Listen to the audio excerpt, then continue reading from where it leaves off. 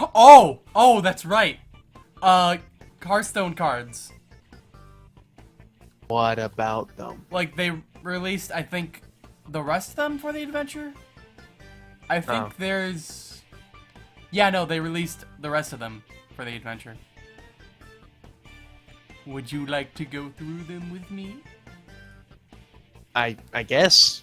Alright. I was gonna say, like, well, fucking, there's games like Warframe where it's just really fucking hard to get into because they're like MMOs because you have to fucking put in time because you're not gonna get anything out of them unless you put in time. Warframe is a pretty big offender of that. Yeah. Just didn't grab me as a game. Usually I'm fine with grinding. It is entirely grinding. Dude, fucking sometimes. Arcage is a thing. Arcage is entirely fucking sitting in a server hoping you get fucking labor point regeneration back as you sat in that server. Yeah. Yeah, that's a thing. Gage was a thing. Also, Ark's happy that he got you into Magikoi. Yeah. It's pretty good. There's an anime that I want to watch of it after I finish the rest of it. I did fucking forgot it was an eroge, by the way. It had the dicks. I'm sure it did. Oh. Alright. Nice. So, You're just watching your anime and then suddenly there's a dick and you're just like, Oh, yep, no, I mean, that's... it was a VN, but yeah, fucking, you know, I have playing to a just visual awkwardly sit novel. here and click while they're just like, okay, this is happening. Oh, fucking gonna go over these cards then. Yeah, sure. Let's do it. Birds. Alright, so first stuff, we have the Moonglade Portal. Restore 6 health, summon a random 6-cost minion. Cost 6 mana. 666. It's the devil card. I don't know why it's in Druid. I mean, they need a way to heal. Like, there's... They don't have healing. Moonglade. I mean, they have Healing Touch, I guess, but that's pretty meh. Like, Feral... What is That's Bad the anime mean? Is the anime bad? For Magikoi? Maybe.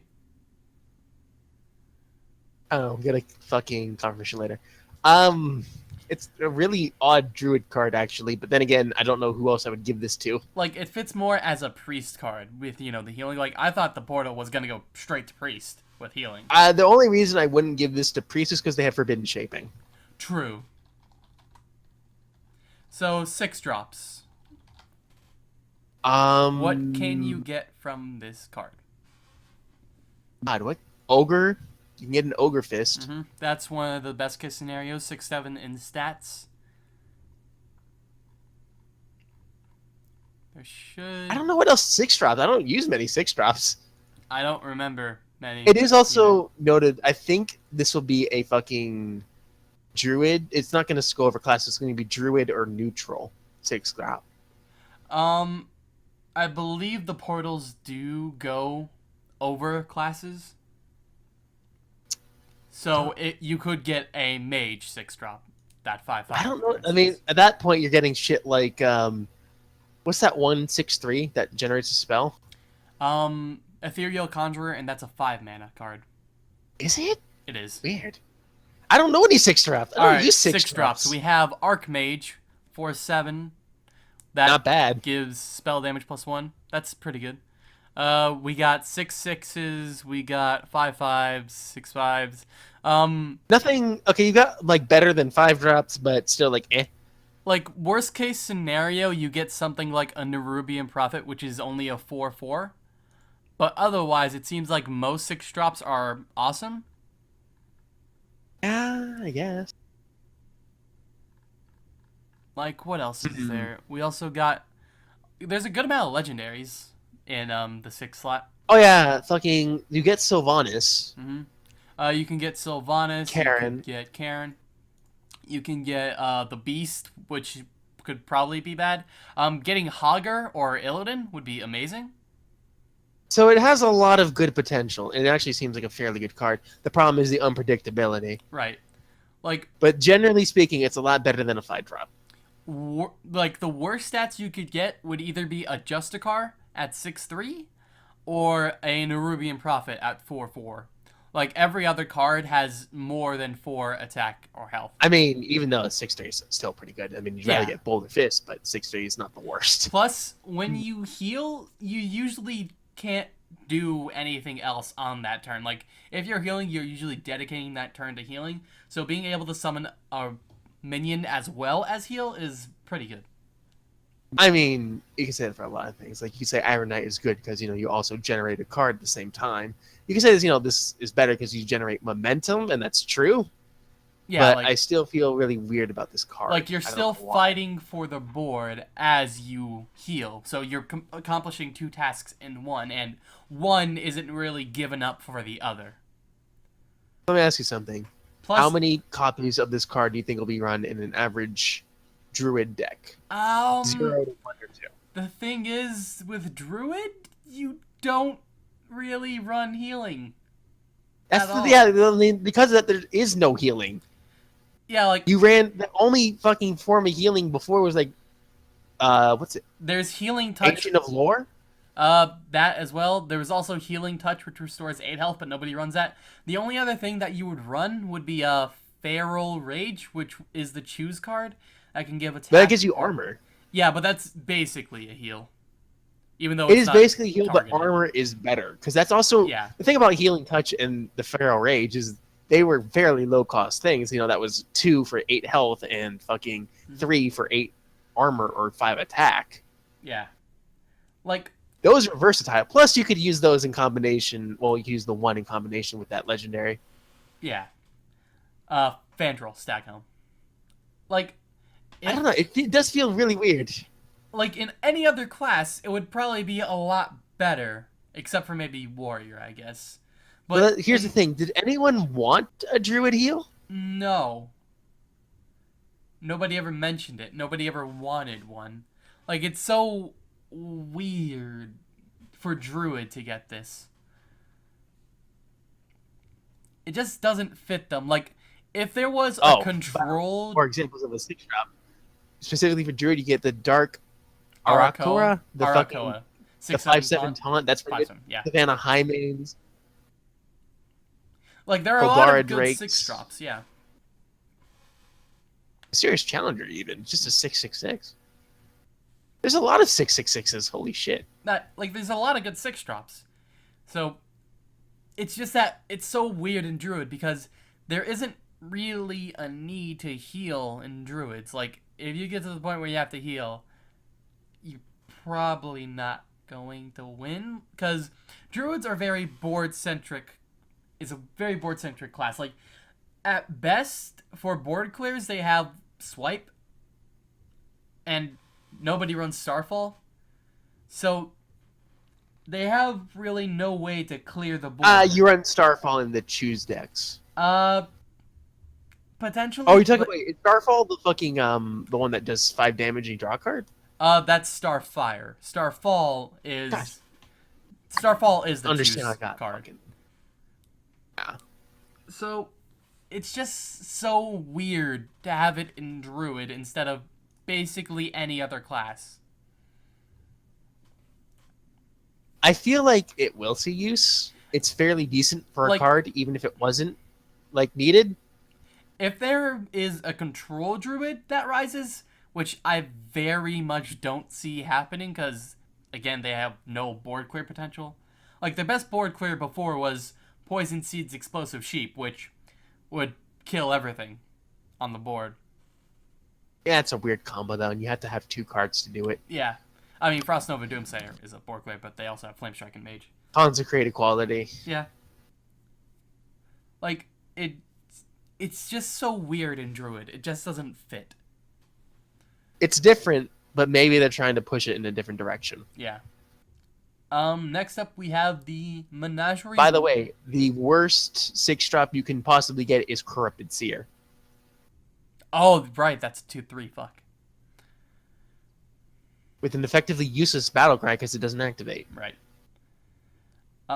There is... But most of the time, you're going to get, at least... There's a shit ton more 6-drops that are good. Both Ram Shields, Argent Commander, Like there's Ancient Sunwalker. Harbinger,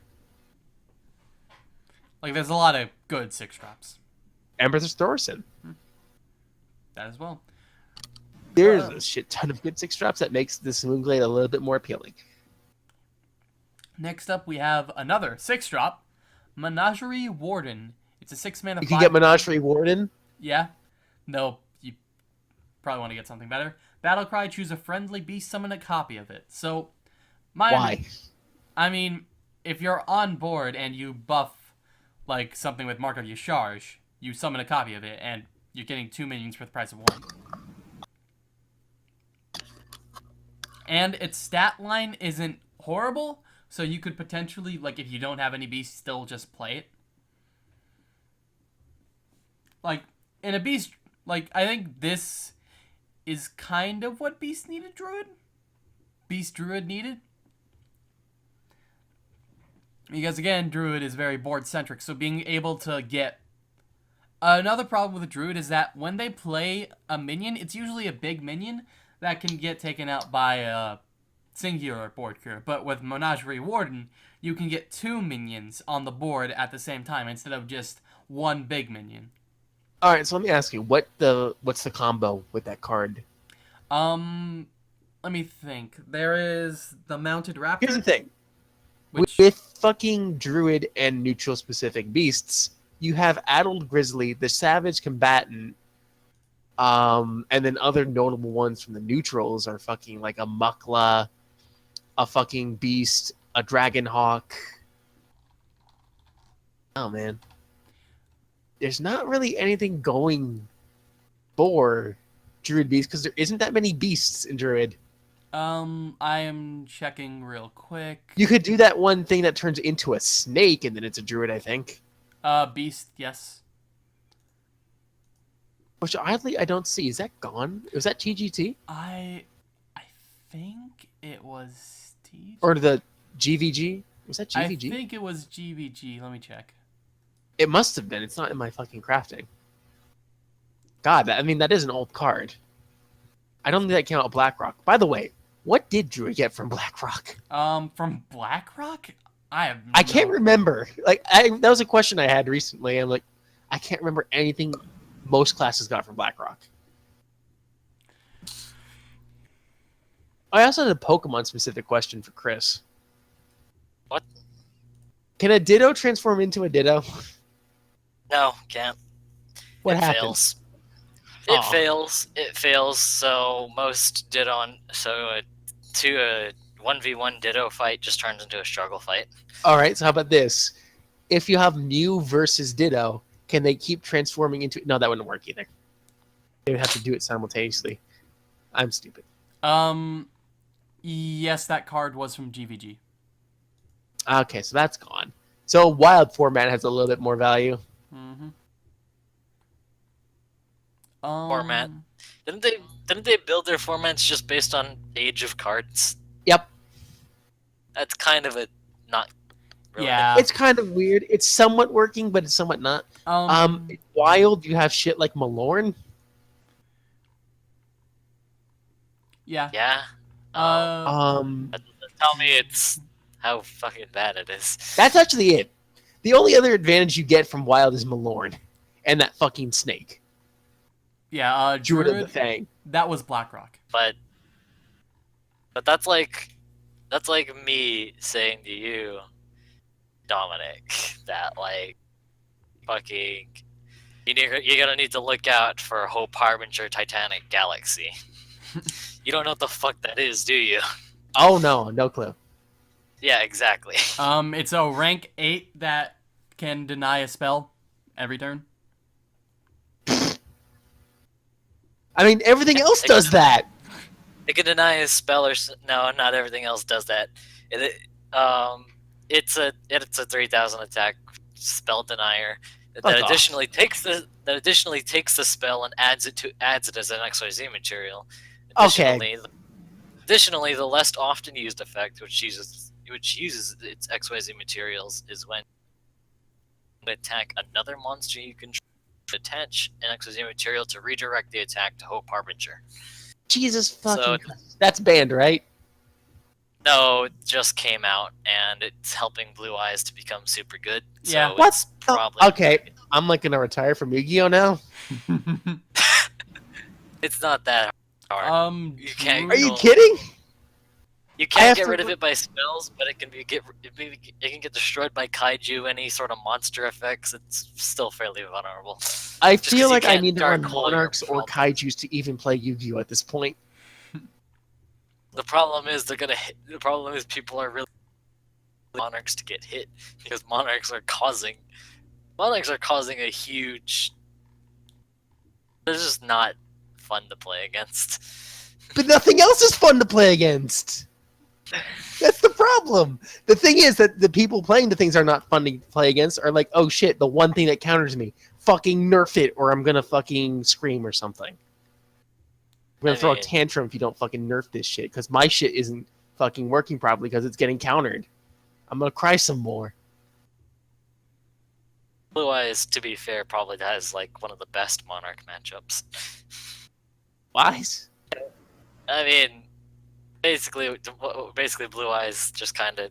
I mean, 3,000 attack trumps every monarch, and so their only answer to you is to attack over Blue Eyes when under the control of the field spell, or they somehow get rid of Blue Eyes at that point. Or somehow get rid of Blue Eyes another way. And given the fact that Blue Eyes decks given the speed at which Blue Eyes decks can spit out Blue Eyes, it's kind of a losing fight.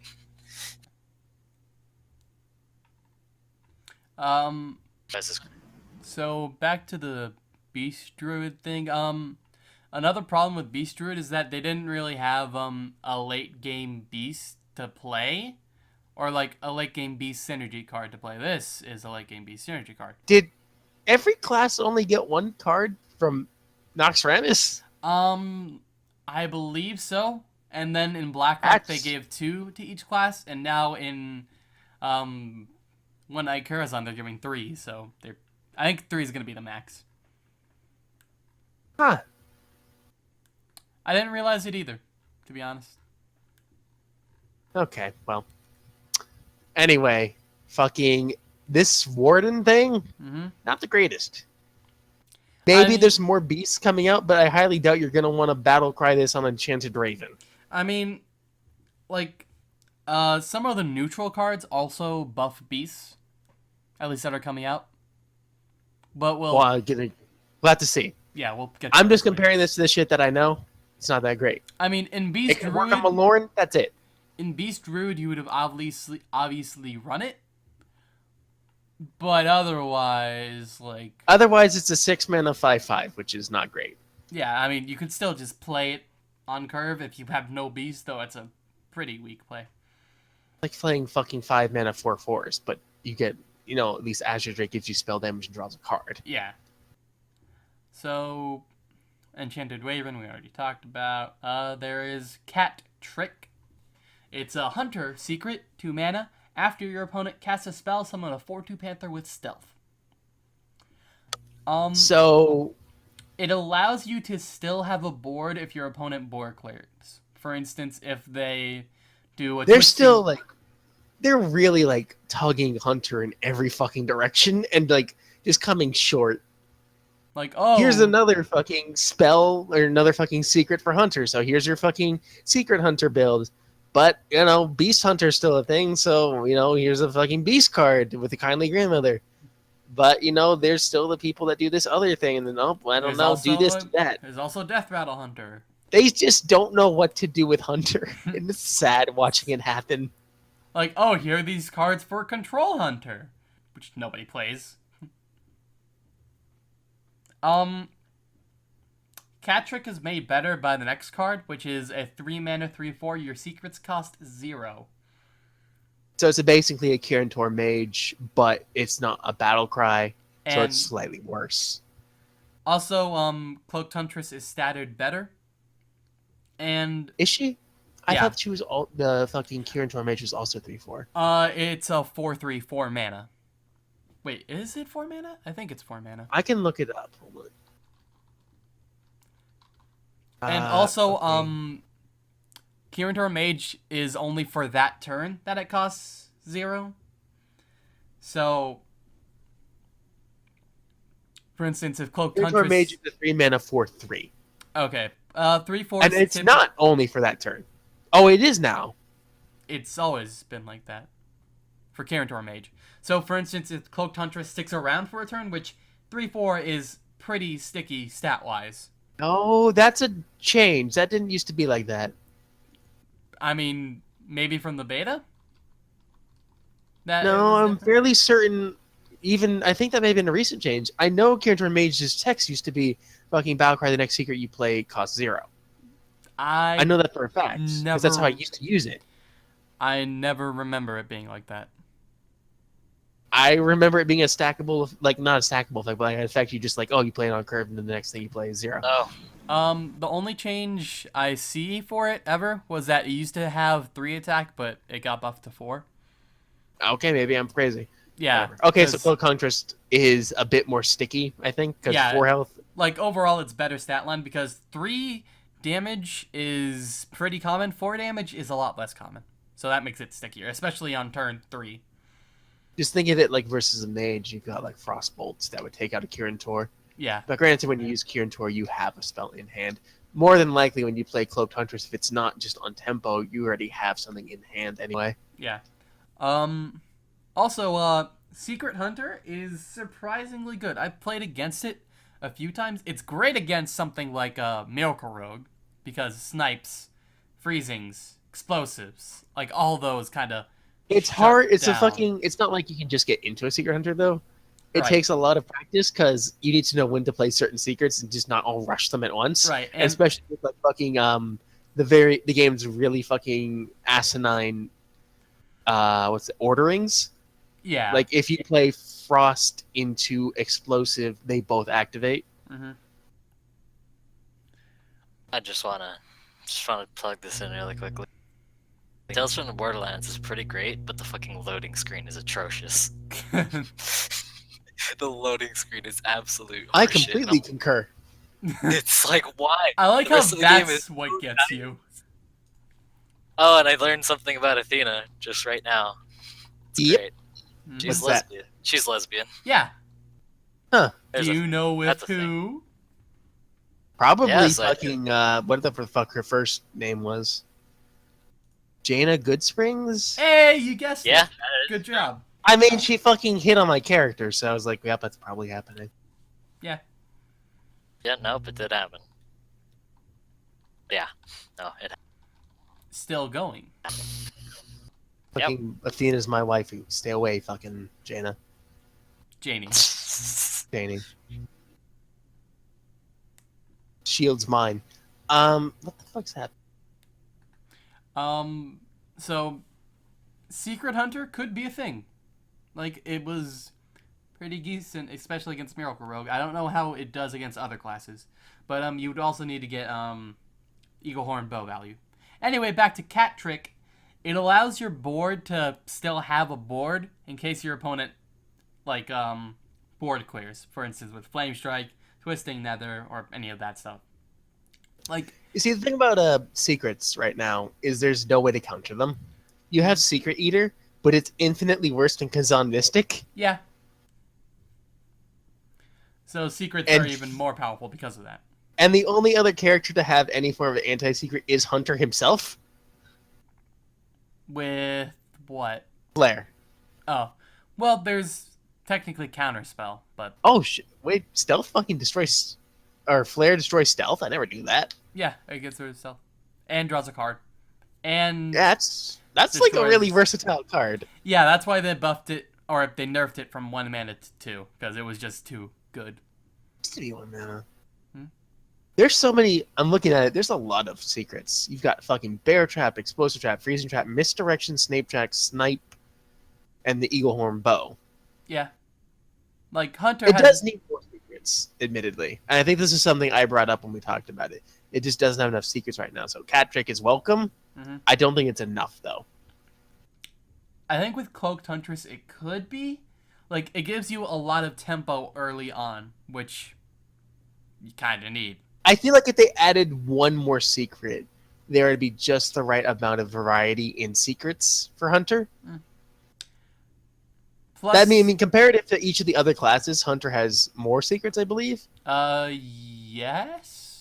I don't know. Actually, looking at it, Mage has a lot of secrets too. Debatable.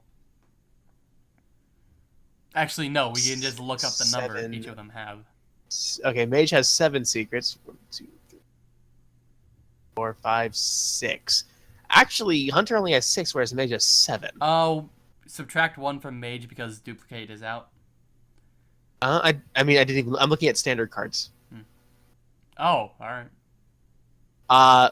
Fucking Paladin has 1, 2, 3, 4, 5, 6, 6. In Standard? Yeah. I mean, Secret So, Paladin's not a thing because Avenge got taken out. The problem is, yeah, that format is killing secrets a lot. Standard format, I feel, is going to be reformed really soon. Hopefully. I don't think they're going to keep going with it. We're just going to cut out this shit. But at the same time, I don't know how they would redo it.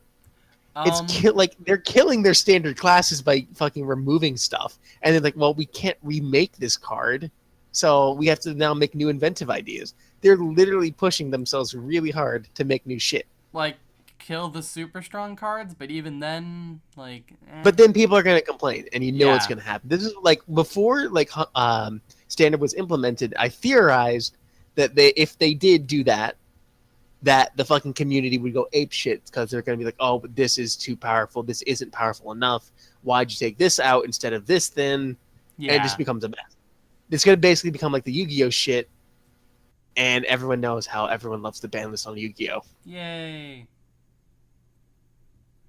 Anyway, Hunter Secret deck could be a thing. Catrick is good against board clears because it allows you to keep a beast, and at least I think the card is a beast. I mean, you get Panther. That's the what is that card? That is one of the Panther cards. Checking. That is the Jungle Panther, which is a beast. Okay, yeah. Like, if it wasn't a beast, then you wouldn't play it, because beast synergy is so good. No, you probably still just play, like, along Bear Trap, you probably just play it as a Beast Hunter anyway, because it's generating a beast for you. True. Anyway, good against board clears, obviously. Next up, we got Mage. Only one we haven't talked about is Medivh's Valet. Battlecry, if you control a secret, deal 3 damage. Not that good. And hellowed Flawed Venison. Vision. Hellowed? Hello. Vision is... Oh, Flawed Vision. I thought it was Venison. I'm tired. However, Flawed Venison, pretty good. Rip Priest? Priest has been dead since the beginning. What are you talking about? Well, there was... There was a time when Mind Control cost 8 Yeah. that it was pretty alive. Mhm. That was the beta. That quickly got said, nope. I forgot what the priest cards even were. Oh, right. Those. We'll get to them in a minute. If you control a secret, deal 3 damage. Once again, Mage has the highest number of actual secrets in Standard.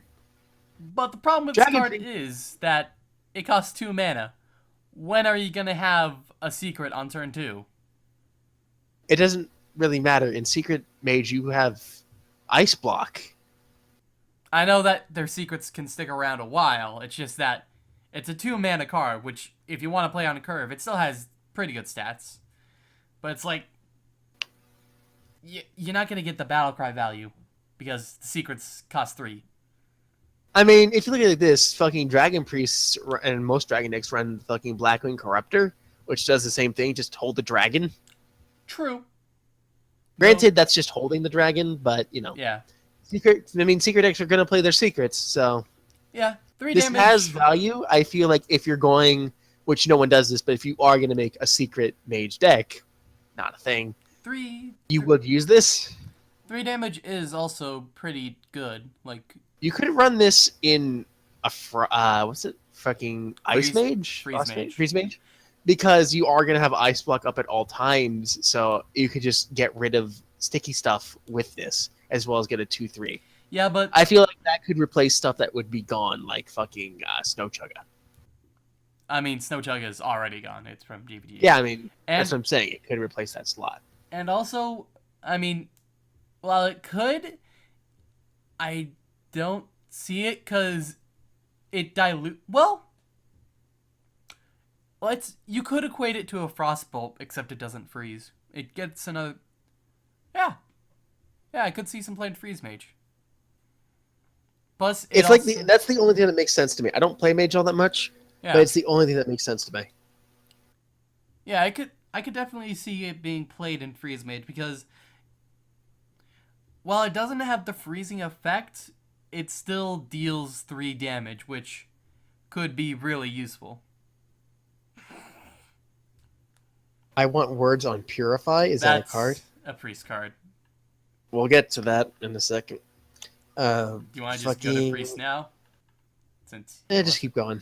All right, Paladin. We already talked about Ivory Knight. Silvermoon Portal. Give a minion 2/2. Summon a How random... many portals are there? Didn't they say there was gonna be a certain amount of portals? There were 5. 5 portals. Silvermoon Portal. Give a minion +2/+2. Summon a random 2-cost minion. For 4 mana? Yeah. I could see it working. Like, you're giving. The thing is, 2-cost mana or 2-cost cards are not that great. Yeah. Also, it's basically half a Blessing of Kings, which Blessing of Kings costs 4 mana in its run. So, it's. I think on average you get at least 2/2 worth of stats. So, it's a Blessing of Kings split across 2 bodies, and potentially. I mean, it's potentially a better Blessing of Kings because you could get something like a Totem Golem. But on that same coin, yeah, you could also get a Jeweled Scarab, which is a 1/1. Jeweled Scarab, you could get shit like fucking Lance Carrier, Low Walker Cho, Blood Mage Thanos, Mana Addict, Mana Wraith. I believe if Lorewalker Cho is summoned from this, they would also get a Silvermoon Portal. Ordering is really weird. You can get any of the Nats. Like Millhouse is probably a dream. For instance, with the Firelands Portal and it's summoning a 5-cost minion, you can, if you Firelands Portal, there is the potential that you get a Summoning Stone from the Firelands Portal, and that Summoning Stone summons a Archmage Antonidas, which will then make the Firelands Portal deal 10 damage. It's weird how ordering works, but that is a possibility that can happen. And it will happen. Yeah, and I'm sure that some game somewhere is going to win like that. It's going to be awesome when it happens. I feel like this card is justifiable. If you compare 2/2 worth of stats is like you look at that and you say, okay, it's just 2, but that's significant. Yeah. Like, it's like, I think the random. All right, so closest comparison is Blessing of Kings. I think that this is better than Kings because it's split across 2 bodies, and 2 bodies are typically harder to get rid of than 1. So I can. It's better from a control perspective, not from a burst perspective. Right, I can definitely see it seeing play. I will probably play it if I get it. Because the other thing, one of the big things in Paladin is fucking Divine Shields. Right. So you can potentially fucking like put that behind a Divine Shield and all of a sudden you've got a pretty good minion. Yeah. So I can definitely see it having play. Fuck is... Pure... I actually can't find Blessing of Kings. I'm looking under standard cards. What the fuck? It's a classic card, so... Is it not in standard? No, it's in Why standard. Is it... Like, the way they do this is fucked up. It just doesn't work. What are you looking on? Standard cards. It doesn't show any, like the classic cards. On Hearthstone or... On fucking in-game. Oh, alright. Like, type in Blessing of Kings. There's a search function, you know. But it should just be there. I know. Whatever. Next up, we have the Nightbane Templar. Battlecry. If you're holding a dragon, summon 2 1/1 whelps. That's awesome. Why. Oh, wait, what? Battlecry, if you're holding a dragon, summon 2 1/1 whelps. Yeah. Are the whelps dragons? Yes. If they're the same whelps that are summoned by Onyxia. At least I'm pretty sure Onyxia summons whelps. Yeah, she does. Yeah. So does Leroy. And I believe those are dragons. So Dragon Priest, I guess. But what does that help? Dragon Paladin. Yeah, whatever. Dragon Paladin didn't really have early game.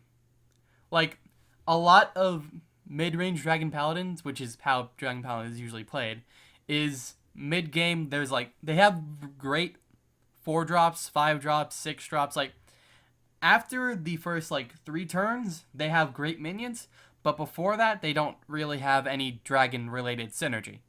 But with Nightbane Templar, you get 4 or 5 worth of stats out of a 3-drop, which is awesome.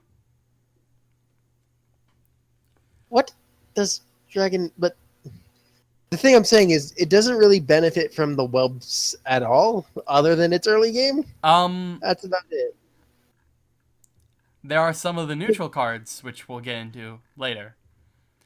Like, you know how basically it buffs Dragon Beast Murloc. Like, Dragon Beast Murloc. Like, some of the neutral cards that they're adding buff a dragon, a beast, and a Murloc on your field. Okay. Plus 1. Because right now there's nothing that interacts with dragons on the board. Right, it's if you have a dragon in hand. Anyway, yeah. This definitely helps out Dragon Paladin a lot because they now have an early game and a pretty damn good early game card. Like, you're basically getting a Yeti, except a turn early. And potentially, if you have the coin, you can get a Yeti on turn 2, which is even better. It's pretty good. Yeah. Like, I think this pushes Dragon Paladin, or at least mid-range Dragon Paladin, up enough to where it will definitely be relevant. I don't know about that. It depends on what else they add in terms of dragons. I suppose. Anyway, finally, priest cards. Purify. Silence a friendly minion. Draw a card. That's pretty good. Friendly minion, not enemy minion. Oh no, I understood you. But I'm thinking with especially there's a lot of been a Barnes talk. Even if you're not doing, you know, a Barnes combo where you're like, oh, I've got a 1/1 fucking Eldritch Horror. Mm-hmm. You know, I'll fucking, you know, silence it back up to a 6/10, or was that what it is? Or is it an 8/10? Something like that. It's a 6/10, yeah. Yeah, so like, okay, there's that synergy. But even if you just fucking silence a fucking Yeti, or you silence anything that doesn't matter, like a Battlecry minion, you still get a card. Then you can fucking, you know, like if someone... It's hard. It's not the greatest card, and the more I'm talking about it, I realize maybe shit. Like, it's definitely in a deck where you need to silence your own minions, which is kind of like the Vol'jin thing. Not Vol'jin, Village, or whatever the fuck his name is. yeah, I guess. Like, it has situations where it's good. Like, for instance, if somebody Keeper of Uldaman's... Wait, no, Aldor Peacekeeper is your minion, you can silence it and get it back up to its whatever stats. Yeah. Like, The Herald of Village. That's what I was thinking of. in most other cases, you're not going to want to silence your own minion. Like, a lot of priest cards have good effects that you don't want to have silenced. And he's right. It is it's 2 mana, and it's a card. If you want to share something, go It's ahead. already, like, you already fucking have to use a card slot up for this card. Maybe even 2 if you run 2. I don't know why you would ever run 2 of these. It feels like this card is a lot like Silence, and that's like, why would anyone ever run this? It feels exactly the same as the normal classic Silence because it is 2 mana. I feel like the draw a card mechanic is only worth 2 mana.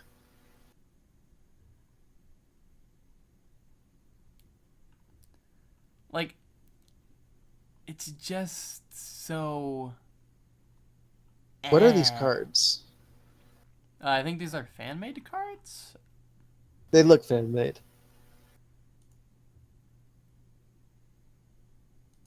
What are these?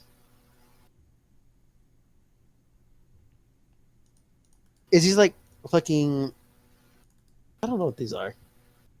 They seem like they're fan-made cards. I like Banish. Banish is pretty good.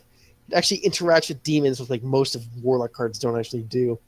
Banish, Twilight Demon Drum card. Like, it gives Cycle, which... It's like fucking Warlock has so many ways to fucking make imps, but it's like fucking imps are worthless. Besides the 1/1 bodies, like there's so many things you can do, like Sacrificial Pact, but it's like no one ever runs that just because they have imps. I like Banish though. Yeah. Granted though, like it's not impactful in any way. It's just like an interesting card. You wouldn't ever just like run a deck thinner. The thing about the main difference between games like fucking Hearthstone and Yu-Gi-Oh is that you're forced to use 30 cards as opposed to it's not like a min-max. Right. There is just a minimum, no maximum. So everyone fucking has to keep their cards. Fucking burn decks are a thing, but they kind of suck. You don't ever want to have less cards. There is technically a Priest OTK deck, but it's not very good because it involves like Prophet Velen plus double Mind Blast plus like yeah, I know. Yeah, it's not very good. I mean, it's not consistent enough to be viable. Right. It's not, in any way. So Purify, like, the reason you play most cards in a Priest deck is that you can, one, buff the cards with stuff like Power Word Shield, which Power Word Shield a lot better than this card. Because yeah, you can cycle with lower cost. The only reason you would use this card is in like a Herald of the Lodge / Barnes deck. The problem is you don't know if the Barnes if you actually want to silence the minion or not. Yeah, people typically think of silencing your minions as a downside. It's technically a very neutral concept. The only reason people don't see it as such is because there's so few effects that linger on your minion that don't immediately kill it. Like Corruption. Corruption's one of the rare reasons you would ever silence your own minions. Then there's stuff like the Paladin's fucking Humility. Yeah. There's so few lingering negative effects that silence is not viewed as a negative effect, or like silence is not viewed as a positive thing. Right. Typically, if you're silencing a card, that's because it has an effect that you don't want on it. And the probability... That's why Wailing Soul never saw play. Yeah. Also, it was a 3/5, so... Yeah, I agree. It's basically like, do you want to fucking... The normal silence is better because it was a 0-mana card. Right, and it can Purify target is literally saying enemy you minions. run a 29-card deck. Which, a 28-card deck. Comparatively to a 30-card deck, you usually want as small a deck as possible. Like in Yu-Gi-Oh, you run like 40-card decks because you want that consistency. But you still... Not necessarily anymore. I mean... See, there's this thing. It's a fantastic little card that they just came out with. Great. Called Pot of Desires Oh. in TCG. Oh, wait, no, not Cupidity? What's Desires do? No, it's the same thing. That's TCG name. I think it's Pot of Desires. It's called, still called. Basically, what it does is you banish the top 10 cards of your deck face down, mind you, in order to draw 2 cards. Okay, you would run It's 60 cards. Super cost worthy. It's a super cost heavy pot of greed. And most of the time, you run 60 cards. Also, it only benefits certain decks because you don't want. I mean, in a deck where Helios. Sure, you can run in that, but in a deck where like you run like certain crucial one of cards that are forced or limited to be at 1, you're gonna not want to use it because you could banish the only copy. But in decks where like it's just everything works together, and I can have adjusted ratios based on what I need. It's just like it's okay. I'll just there's a comparable scenario in Hearthstone with the class Warlock because he has this mechanic called discard where he can use certain powerful cards, but then you need to discard something randomly from your hand, and it's just never a good thing because like if you have like a fucking Reno Jackson in your hand, which you can only have one of in your deck, you have run the risk of fucking getting rid of it by accident, and all of a sudden the fucking main crux of your deck is gone. Yeah. And that fucking mechanic is never used by players because it's just fucking... There's no reason to. I mean, it's very rarely used. Like, there isn't a deck based around discard. Like, in some cases, you run Soulfire because you don't actually discard any cards. Most of the time. Plus, it's 4 damage for 1 It's mana. a very, like, last-ditch effort. Here's my 4 damage. Right. For fucking... It's DOA, I think? Very situational. Yeah, it is. Super fucking situational. This will literally only be run in Herald of Lodge / Barnes decks.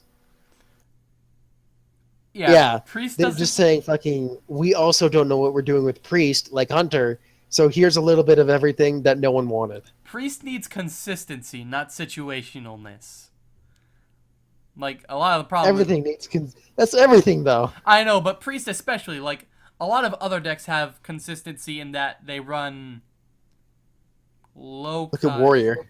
Yeah, Warriors have a lot of consistency because they have Cycle, they have a lot of low-cost cards. Like, Priest is not a very consistent deck. Also, This Priest is by doesn't have far, an I think, one of the worst cards to come out in a long time. Yeah. I think I could say that. At least in my opinion, this is a horrible card. Like, cool, you cycle a card, but there's... Not cool when you cycle the card. Yeah. It's so bad that at BlizzCon 2016, of the 48 decks players brought, 1 was Priest. At the American Europe Winter Championships, the players brought 64 different decks, 1 was Priest. At the America and Spring Championships, a total of 80 decks were brought, none were Priest. Priest is not a very played class. Ever since beta, ever since like the fucking mind control fiasco, Blizzard's just basically said fuck you to Priest consistently. And Hunter. Yeah. Well, They Hunter just, now is a hell of a lot better. It's better. especially It's with still not Kindly where it Grandmother. used to be when like the beta days before the changes of fucking like Release the Hounds. Yeah. And Buzzard. Remember when they fucking killed Buzzard? Oh, I like the remember only Buzzard. the only thing that kept non-aggro fucking... Well, I guess it was adding to aggro, but the only thing that ever helped non-beast aggro. I feel like if it was 4 mana, it would still be played, but at 5 mana, no. Yeah, like Priest players argued it was balanced because it was the only thing they had. It's the sole reason I fucking hated Priest for so long. Now I just look at it in pity. Mm-hmm. They claim to raise the mana as we deal with player emotions. Yeah, that's probably my fault. I had so many emotions Mind over Control that card. is a frustrating card to deal with. I will agree on But that. no one runs it. I don't know why no one runs it, really. It's because at 8 mana, you could also heal yourself. At 8 mana, you could also do a hell of a lot of other things. But 10 mana cards have to have some huge impact on the board. Because you're, But it still because does. you're using your It is entire... a huge tempo swing. Yes, but you're using your entire turn to do it. You are committing to that one card doing something. Like, for instance, Yogg-Saron. It does a lot of stuff. It probably clears the board. It probably draws you cards. It probably makes you a That board. is a fallacy, technically speaking. I know, It but can do a lot of stuff. In It could also do nothing. It could literally do 30 Totemic Mites. Yes, but in most scenarios, or in a lot of scenarios, the Yogg-Saron usually clears the board, draws cards.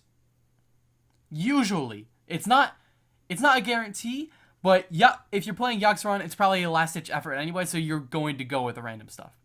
Or it's a fucking fun deck. So Yogg-Saron has a lot of board impact. Deathwing clears the entire board. That's a N'Zoth, huge... I'd argue, has some pretty good impact. Yeah, N'Zoth gets you... A lot of times, a board of 7 cards. 7 death rattles are sticky, hard to deal with. Like, you can get Karen, Sylvanas is like a lot of death rattle value, which has a lot of Especially with, impact. Priest N'Zoth with Resurrect, when you keep resurrecting shit like Sylvanas. Yeah. With Mind Control, you steal 1 minion. Now, here's the thing. And If you you can't play do this card anything on else. tempo, let's just assume that, and you're already at least fighting for board or are winning board, this card is literally a victory. Huh? Say again? Mind Control. If you are either tied for board or are winning board, and you throw out a Mind Control at turn 10, it's pretty much victory. However, it's not that easy to do, and the fucking nature of the game has changed a lot since beta. Yeah. It's so much faster when mind control was first implemented. Back to Purify. Ancient Watcher. 4-mana Yeti that requires 2 cards instead of 1. You do draw an extra card, but that's not too good. Negligible. Excellent Argent Watchman. 4-mana 2/4. Coliseum Manager. 5-mana. Coliseum Manager with the combo costs 5 mana. 2/5 Silphid Swarmer. 5 mana. 3/5 Hey, at least it's a beast. Eerie Statue, which is a 6 mana 7/7. Which has 1 attack over both of its organ, but requires 2 cards. There's Corrupted Healbot, 7 mana 6/6. Ventricle Mercenary is a 7 mana 7/6. Mogre's Champion, 8 mana 8/5. Beast, 8 mana 9/7. Ice Howl, 11 mana 10/10, but at least you get to charge a minion first. I mean, you can't even play that shit without fucking Thorson. Like those, at least you get to charge a minion first is what it said. If the Purify costs 1, is this card better? Yes, infinitely. Because going back to but all at that those... point, the weird thing is, I look at it at 2 and I say this is one of the worst cards ever implemented. I look at it at 1 and think it's too powerful. Like at 1 mana, this would be a hell of a lot better. Because going back to all those other cards, Ancient Watcher, a 3 mana Yeti Okay, you know that what? also draws a card. Thinking about other priest cards, there is Power Word Shield. Yeah. Which, I think I like this card a lot better at 1. Because it is, technically speaking, not a truly positive effect, and it is still draw a card much like Power Word Shield. The only reason people run 2 copies of Power Word Shield is because of the health boost. yeah. If Power Word Shield just fucking silenced and drew a card, no one would run as many. I think Purify would be a lot better at 1. I don't know what the fuck they were smoking to make it 2. Like, at 2 mana, it just doesn't have any combo potential. Because you could make a Silence Your Own Minions deck with all those other cards that it's interested with, Ancient Watcher. A 3 mana Yeti that draws you a card is insane. Like, getting all those stats and drawing a card out of it, that is amazing. But a 4 mana Yeti that draws you a card, and that requires 2 cards... Wait, what?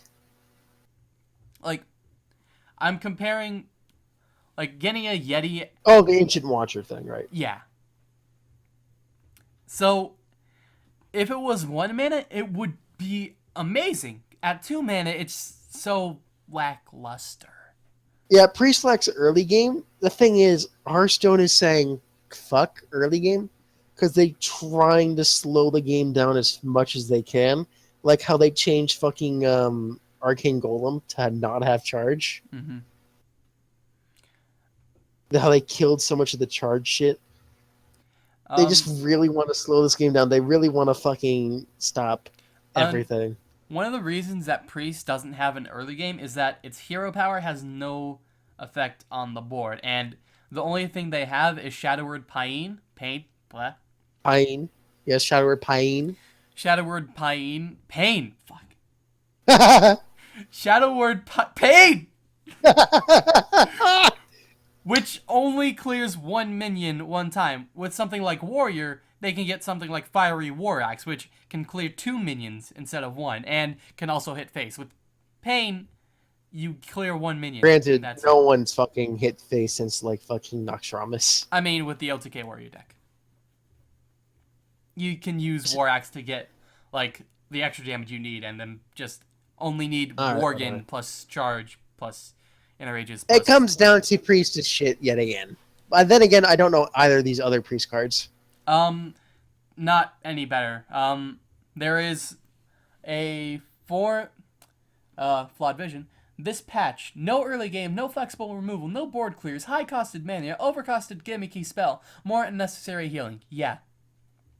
They're not helping Priest at all.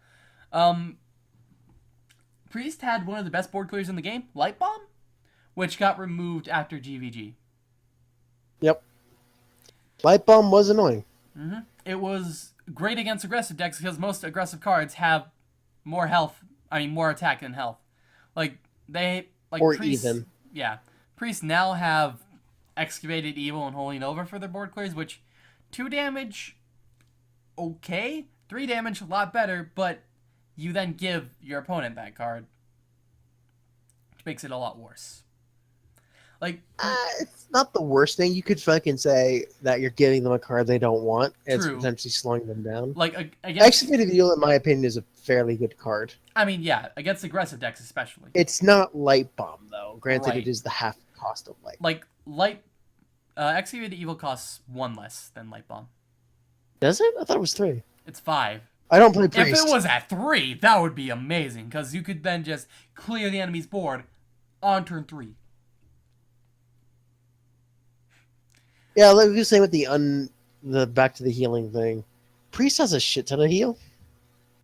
But healing doesn't matter if your opponent can just deal all the damage that you heal, and Which more makes me the next wonder turn. why they haven't had more cards like Light of the Naru, or like not like specifically the Light Warden part. Where it's a hybrid. Why they card. don't have more tanky things that scale with the healing. There is They lights. keep pushing a lot of healing, but they're is- not pushing anything that benefits from it. There is Light's Champion, which is a 4 mana 3/5 when you heal gains 2 attack. Holy Champion. What champion? Holy Champion. Oh, Holy Champion. Whenever a character is healed, you gain 2 attack, which is Yeah. pretty good. I used it for a while. But once again, healing is such a pretty shit thing, because like once you heal shit up, and it's like, oh well, they're not attacking it until they can clear out the Holy Champion. Kind of fucked. Yeah. Like, healing for every other class is premium because there's not a lot of healing. But in Priest, they have so much healing that it's too much healing. Like, you can only heal up to 30. That's it. The only feasible way, like even like assuming your fucking Holy Champion doesn't get completely fucked over by insta kill, the only other way to keep it alive is by power word hentai. Yeah, but Tentacles. even then, Power Tentacles, like, gives a lot of health, which is nice, but eh. Also, that's a horrible combo, Flawed Vision. Think of the value for Priest. Turn 1, Runic Egg. Turn 2, Purify, and it draws a card? Whoa.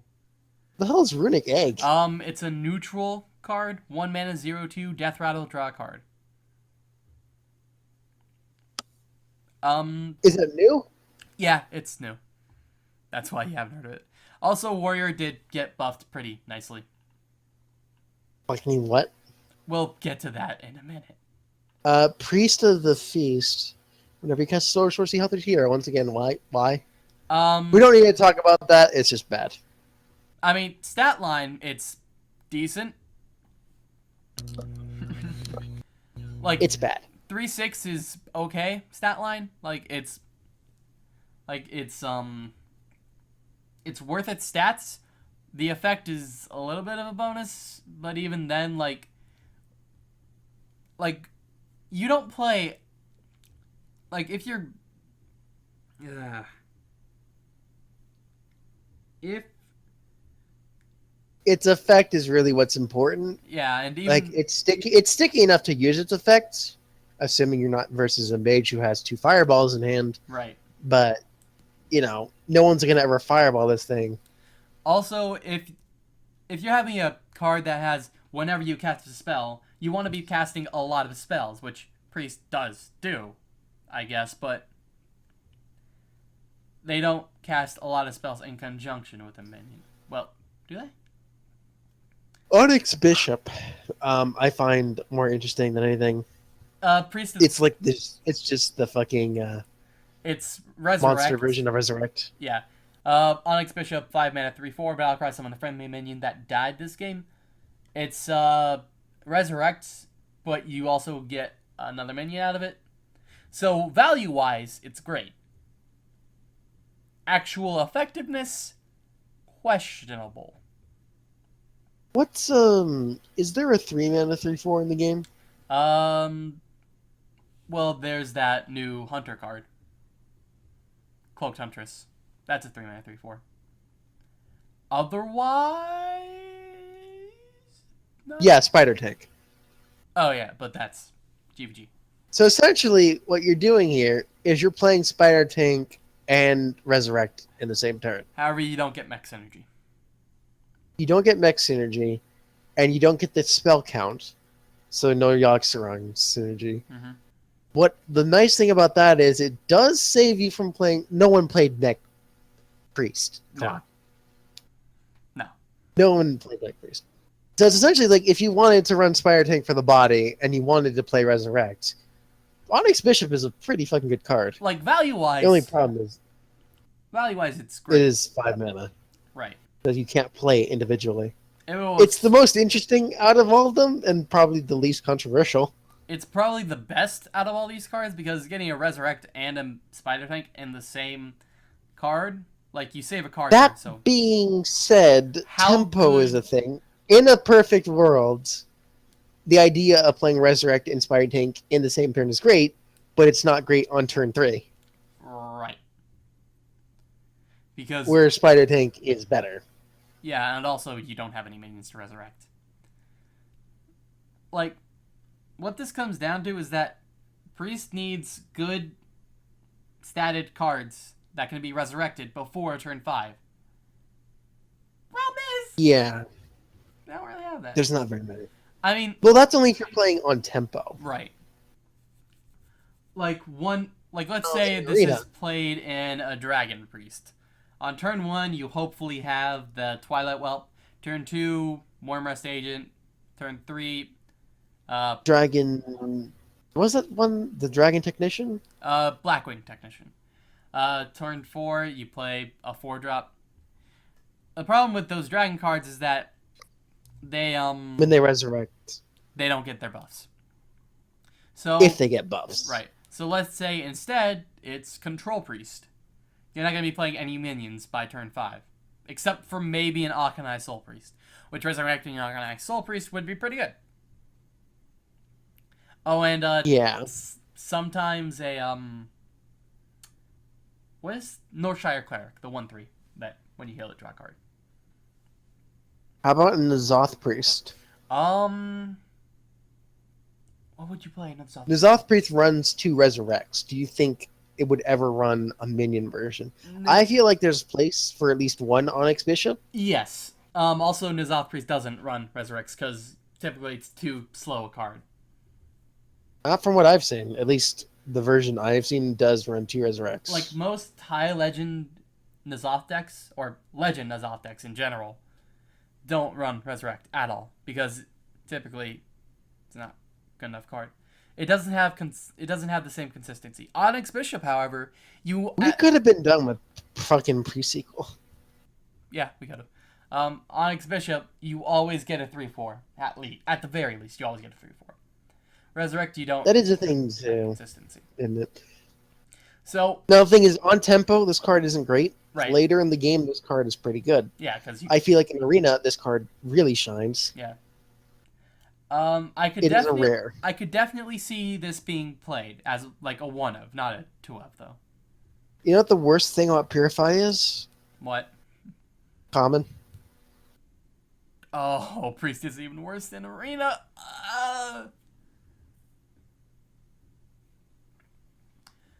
I feel like Purify has the slightest bit more use. Like, if you were able to incrementally put up a card's value by 0.001, I think it goes up like that in the Arena in value.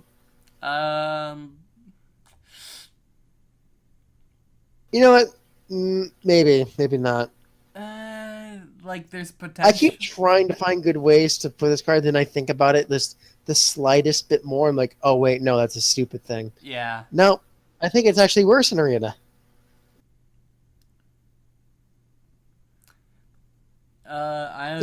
Worse in Arena. Yeah. Flawed Vision. Honestly, I think it's the worst card this expansion. Yeah. Yeah. Purify is just horrible. Maybe the worst card in the last few expansions. I can't think of anything worse. Like, I guess the worst thing from the last expansion was Ice Rager? But even then, a 5/2 at least has board presence and isn't just pinged down. Shatter? You can combine that with Frost Nova, and at least that kills a minion. I would say... I mean, they really pushed the Frost thing. It's like, people play this thing called a Frost Mage. We but should add a Frost card. Shadow Word Horror is, I think, at least a little better than Purify. Shadow Horror has some fucking use. It's Yeah. pretty anti-Murloc. Yeah. Purify. Anti-Zoo. It's pretty anti a lot of things. Purify. Anti-Wisps of the Old Gods. If you play it for the Wisps. Purify, however, is just so... Eh. You could say Forlorn Stalker was pretty bad. That at 3 least... mana...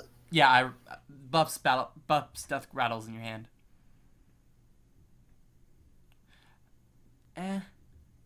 I think Forlorn Stalker is better because it has death rattle synergy. Purify... Yeah, but the point of Death Rattles is to fucking die. True. Also, if they have Standing like, against Darkness Murloc, is pretty bad. also, I mean, like, all these things I'm naming are pretty bad, but they have their uses. Also, they're pretty Yeah. decent, respectively. Comparative. like Murloc War Leader, lot like when Murloc War Leader, Shadow Horror counter. Anyway, Purify, horrible. Priest of the Feast. Oh, you know, I realized I just, for the first time, I've never seen a bladed cultist blade. Bladed Cultist? Rogue card. 1 mana, 1/2, combo gain 1/1. I've actually never seen it played. I've seen it played once when somebody tried making a tempo rogue deck. Like, oh, Argent Squire and Bladed Cultist, how great! No, it was horrible. It didn't go very far. But at least the Bladed Cultist you can potentially play as a 1/2 for 1 mana, which is not the best, but it's also... Even Tentacle for Arms is better than Purify. Yeah, because it at least gives a lot of stats. So What? yeah, best card... Wait, hold on, what? Huh? I said Tentacles for Arms, not Power Word. What's... Oh, the 5 mana 2/2 weapon. Yeah. I heard Tentacles, and I was like, oh, alright. I didn't say Power Word Hentai. Even Moonfire is better than Purify? Yes, especially since it has board impact, or it can also go face. It can go face, it's typically used in that Malagos Druid. Yeah, the OTK. Like, if Purify could hit any minion, then that would be a hell of a lot better. Like, it would be... If it could hit any minute, it'd be a bit too good. Like, it would be amazing at that point, but really, even if it is too good, it's in Priest. What if it said fucking silence a random minion? Ew. Why do people not play Tank Master? Is my rebuttal to that, I'd say. Tank Master Overspark? It's random. Yeah. Fucking great card, though. Like, the same like fucking Gelbin, whatever the fuck. Mechatork. Yeah. Even Gelbin has... Impultrify. Yeah. Like, if it said silence any minion, or was 1 mana, then it would be awesome. At 2 mana, and can only target friendly minions... Shit. We should stop talking about Purify. Yeah. So, Purify, worst card. Priest of the Feast, like it's decent. Onyx Bishop could definitely be played. It might be the worst card in the game right now. Previously, what was the worst card? Before Purify. Maybe Starving Buzzard. You at least get card. I mean, that's not the worst. There's some bad shit, but like it's on the level of like what Starving Buzzard happened, but maybe worse. Like Purify, you also need a board to actually play it. It's not like... Funny thing is, even Wisp works better than that shit. Yeah. Because Wisp gets a minion on board. Ooh. Also played in Hobgoblin. Yeah. So yeah, perfect shit. Anyway, rogue cards. We already talked about Theory Peddler. Deadly Fork. 3 mana, 3/2 Death Rattle, add a 3/2 weapon to your hand. Awesome value, getting a War Axe and a minion out of a card for an extra mana is great. problem is, I don't know what deck you would run this in. Because Oil Rogue is gone. Yeah, like... Control Rogue just runs out of cards to play and control the board. 3 mana, 3/2. Think of it like a Bloodfen Raptor, I think it is. But no, I mean no. Bloodfen Raptor Is a 2 mana 3/2. So the thing that gets rid of the fucking... It's basically Bloodfen Raptor, but there's also, like, Acidic Ooze. Also those stats. yeah. But instead of destroying a weapon... Oh, that's 2 mana. Really? Like Swedish Swamp Boot's only 2 mana? yeah, like at 2 mana, Deadly Fork would be too good. Bloodfen is also 2. Yeah. I think it's 3 mana, right? Yeah. Mhm.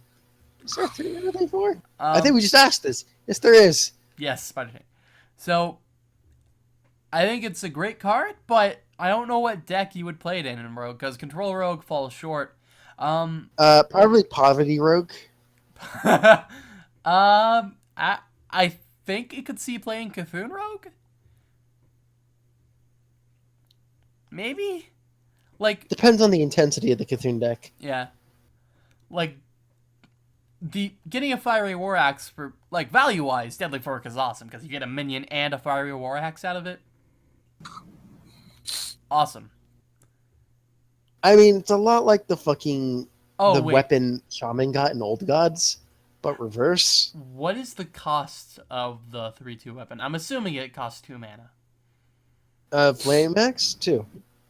No, I mean the... Like, because the Death Rattle weapon could be, it could cost a different mana than 2. It could be, like, 1. I mean, it doesn't matter. You can't bump a weapon back into your hand. I know, but the Death Rattle is... It gets put into your hand. You don't equip it right away. Oh, into your... Oh. Yeah, that makes it a lot worse. Don't if- know. If the weapon is 2 mana, then that makes this card a lot worse. If the weapon is 1 mana, then it's basically playing... Sensibly, it's going to be 2 mana. What the fuck? There's no way it costs 3. I was firstly thinking it was going to be 3. Based on the fact that the main card is 3. It is a 3 mana. 3/2 weapon. Holy shit, that's bad. In Arena, it's great because value. But it's... I guess it's equivalent to playing your hero power and deadly poisoning on the same turn? I guess. But- that makes it neutral. Yeah, like... It's like if you hero power deadly poisoned, but then previously also played a spider tank. Well, not even a spider tank, it's a 3/2. Yeah. Oh. Like, if the weapon was 2 mana, could see this being playable. At 1 mana, it would be great. Oh yeah, and also Deadly Poison can be played on any weapon that Rogue has. Oh, so it could be played on the... It could be played on the 3/2 weapon, though The only other 3 mana 3/2 is Shattered Sun. Yeah, it just... Is that really it? Like, with the weapon being such a high cost... I mean, it's still a weapon, but rogues already have the ability to equip a weapon. And arguably, Deadly Poison is better, because it has spell synergy as well. Like, I mean, I guess Deadly Fork has Death Rattle synergy, but that's just basic and is off. Ugh. And you don't want to play this in a Zoth deck because, well, you don't get enough value off of it. Like, in Arena, this card is a hell of a lot better because... It's fucking sticky. Yeah, and it lets you keep tempo up in Arena. But in, like, regular, standard play, it just doesn't. Okay, take it back. The only others, there's Shatter Sun and Teskar Totemic. 3-mana 3/2s. Well, Tuskar is a lot better. Because you can Yeah, get them. I mean, that immediately gives you a totem. Yeah. It's a lot. So Deadly Fork. Granted, in Arena. No, I think even in Arena, the totem's better. If the weapon on Deadly Fork was cheaper, it would be a hell of a lot better. Yes, Deadly Furk. I said Deadly Fork. I heard Furk. Otherwise, it's just too bleh. Next up, we have 1-mana 1/1 Pirate, Swashburglar. Battle cry, add a random card to your hand. We're doing this again? From your opponent. Are we seriously doing this again? What? Pirates. Pirate. Listen, Hearthstone has a love-hate relationship, much like with fucking Hunter and Priest, with pirates. They fucking said, oh, hey, here's a thing. We're not going to update this thing. I mean, Pirate Warrior's kind of decent. Like, No. you just go face with weapons, and that's... Problem is, pirates don't do anything. The battle cry... I mean, the fucking effect is good because it's basically a fucking one-card burgle. You're looking at the Undercity Huckster, but for 1 mana, but it's also a 1/1. And also, it's a battle cry, so you get the card immediately and not later. You probably put this into a fucking Mr. Steal Your deck. Yeah, and comboed with Ethereal Peddler, sure! But... How It's a powerful... 1/1. How powerful is that deck gonna be? There's no, like, Mr. Steal Your deck officially, is there? What do you mean? A Mr. Steal Your deck. Does Rogue, like, have that as a deck now? I guess with Burgles, Swashburglar, Undercity Huckster, Ethereal Peddler... Well, I mean, like, prior to this update. No. Like, Okay. at most, you With run... the addition of Ethereal Peddler and Swashbuckler, do you feel like Mr. Steal Your deck is going to be a thing? It'll be a gimmick deck. Otherwise, no. Do you think they're going to run fucking Nefarian in that?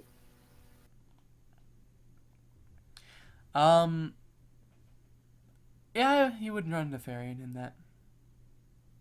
I feel like that could work. Flawed Vision. That's the only thing you put this shit into. That's the only thing you put those two cards into. Flawed Vision. In fucking Arena, it's insane, I think. In Arena, it's a lot better because, one, it's a good 1-drop in Arena. Which 1-drops are kind of what you need in Arena. I just like Flawed Vision. I just like it to see the opponent's deck on turn 1 and plan my drops accordingly, but meh, not that great. It's not a mind control. It's a random card from your opponent's class, so you have no idea what they're playing off this card. I mean, yeah. It's decent. Yeah, I mean, if the Mr. Steal Your deck becomes a thing, then this will definitely be played. But that deck's too gimmicky, and the random cards you get are just, well, random in and of itself, so... That's why Ethereal Peddler exists. Yeah, but it's just... The problem is getting shit like Totemic Might, Right. Primal Fusion. Like, there are Dead so many... cards can still be... There's so many dead spells and dead I think you'd minions. run Swashburglar in a Yogg-Saron deck? I mean, there's a fairly high chance you get a spell, yeah. Yeah, there's a lot more spells I feel than actually. Like, the road cards are kind of a wash for One-Night Karazhan. Yeah. Kind of like Priest, except Onyx Bishop. That's pretty good. That's the problem with the fucking story, like the fucking Ring expansions. They always feel not very until the legendaries is like, oh, the legendaries are the highlight. Everything else is kind of... I mean, in Noxramas, there was the Deathspite, which had a great impact. Duplicate had a pretty good impact. That was the first one. When they were eager to get something... You gotta remember, Noxramas is the first thing to come out after Classic. Right. Oh, yeah. And then Goblins vs. Gnomes hit, and Goblins vs. Gnomes is very impactful. And then BlackRock hit, and it's like, okay, here's a few impactful things. Like, And then TGT hit, and then it's like, some of this shit's impactful, but mostly it's not. like from Then TGT, fucking- TGT was all about hero powers, but the only hero power card you run is Justicar. And even then, that's only in, like, I'd say it was more about, like, Inspire. yeah, hero power. Oh, Inspire is right. based Yeah, off hero that's power. true. Like, and out of hero powers, you run Justicar, and even then, it's only in like a control warrior or sometimes a major domo mage deck. Very rarely though. Like those are basically the only times. So the point being is, they're struggling really hard now. Like, you could see it. The vitality of Hearthstone was strong around Noxtramus, and even up till like fucking T. But as soon as TGT hit, and they fucking started thinking about competitive, they just suddenly really strained Like, when they realized they had to get rid of cards. they're running out of interesting cards to make. No, they're running out of balanced cards to make. That as well. Like, out You can of see that reflected in the shit we have in front of us. like out of all these cards, Warlock is also a wash. I want to see Warlock. Warlock is my bane. Huh? Say again?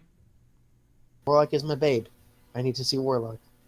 We'll get to that after Shaman, because we kind of finished with Rogue. So Shaman. First up, we got Maelstrom Portal. Deal 1 damage to all enemy minions. Summon a 1 random 1-cost minion. Similar to Arcane Awakening? Explosion. It's just a better Arcane Explosion. Yeah, power creep. Except it's in fucking... It doesn't have Overload. Why doesn't it have Overload? Because Honestly, this card would be better with Overload. getting those overload synergies, yeah, potentially. Because they built up all the fucking Overload synergies, it's really fucking weird. It doesn't have it. Yeah, like if you can get this, like against stuff like Zoo, against stuff like Zoo, this is great because they usually run a lot of 1-cost minion, 1 health minions. And you get a minion as well as potentially clearing their minion, which is great. What's best case scenario for this card, stat-wise? Stat-wise? Oh, I can look. At least from the neutral minions, Shaman minions. For Shaman, you could get Tunnel Trog, though that would have the most synergy. There's Injured Cavalier, which is the 2/4. Right, that would probably be best case scenario stat-wise. I'm looking. That seems to be it from the neutral standpoint. Yeah. From Shamans, you got Dust Devil. 3/1 with Wind Fury, pretty good. And it in an ideal world, Maelstrom Portal clears your enemy's entire board, so you also get the 3/1 back in. It does clear a lot of aggro things like Forbidden Summoning, Implosion, which is not around anymore. Forbidden Ritual, but yes. That's the Forbidden Ritual. What did I say? You said Forbidden Summoning. Yeah, Forbidden Ritual. One of those things. It clears that out. It does clear a lot of the aggressive shit. It is only 2 mana, so you're able to play this pretty fairly. Shaman does have fairly easy access to spell damage because of its hero power. You could potentially buff this up to basically like 4th turn, 4 mana, deal fucking 2 damage to everything enemy. And Consecration. And summon a 1-cost minion. And Consecration is played, though that also hits face, but... You know. It's basically a much more complicated Consecration that summons a 1 thing, if you have the spell tower. Yeah. So... I mean, face Shaman and mid-range Shaman are honestly, I would have liked this card a lot more if it simply said 2 mana, same thing, just add 1 Overload. Considering all the Overload synergies, yeah. Which is really weird to say, because previously, Overload has been a pretty hated mechanic. Yeah. Like, you would run this in a control Shaman deck, because in an aggro Shaman or mid-range Shaman, you wouldn't run this, because, well, you're not really looking to clear the board. For the same reason you don't run Arcane Explosion. Right. So... it is. It's... I think in another class it would be a lot better.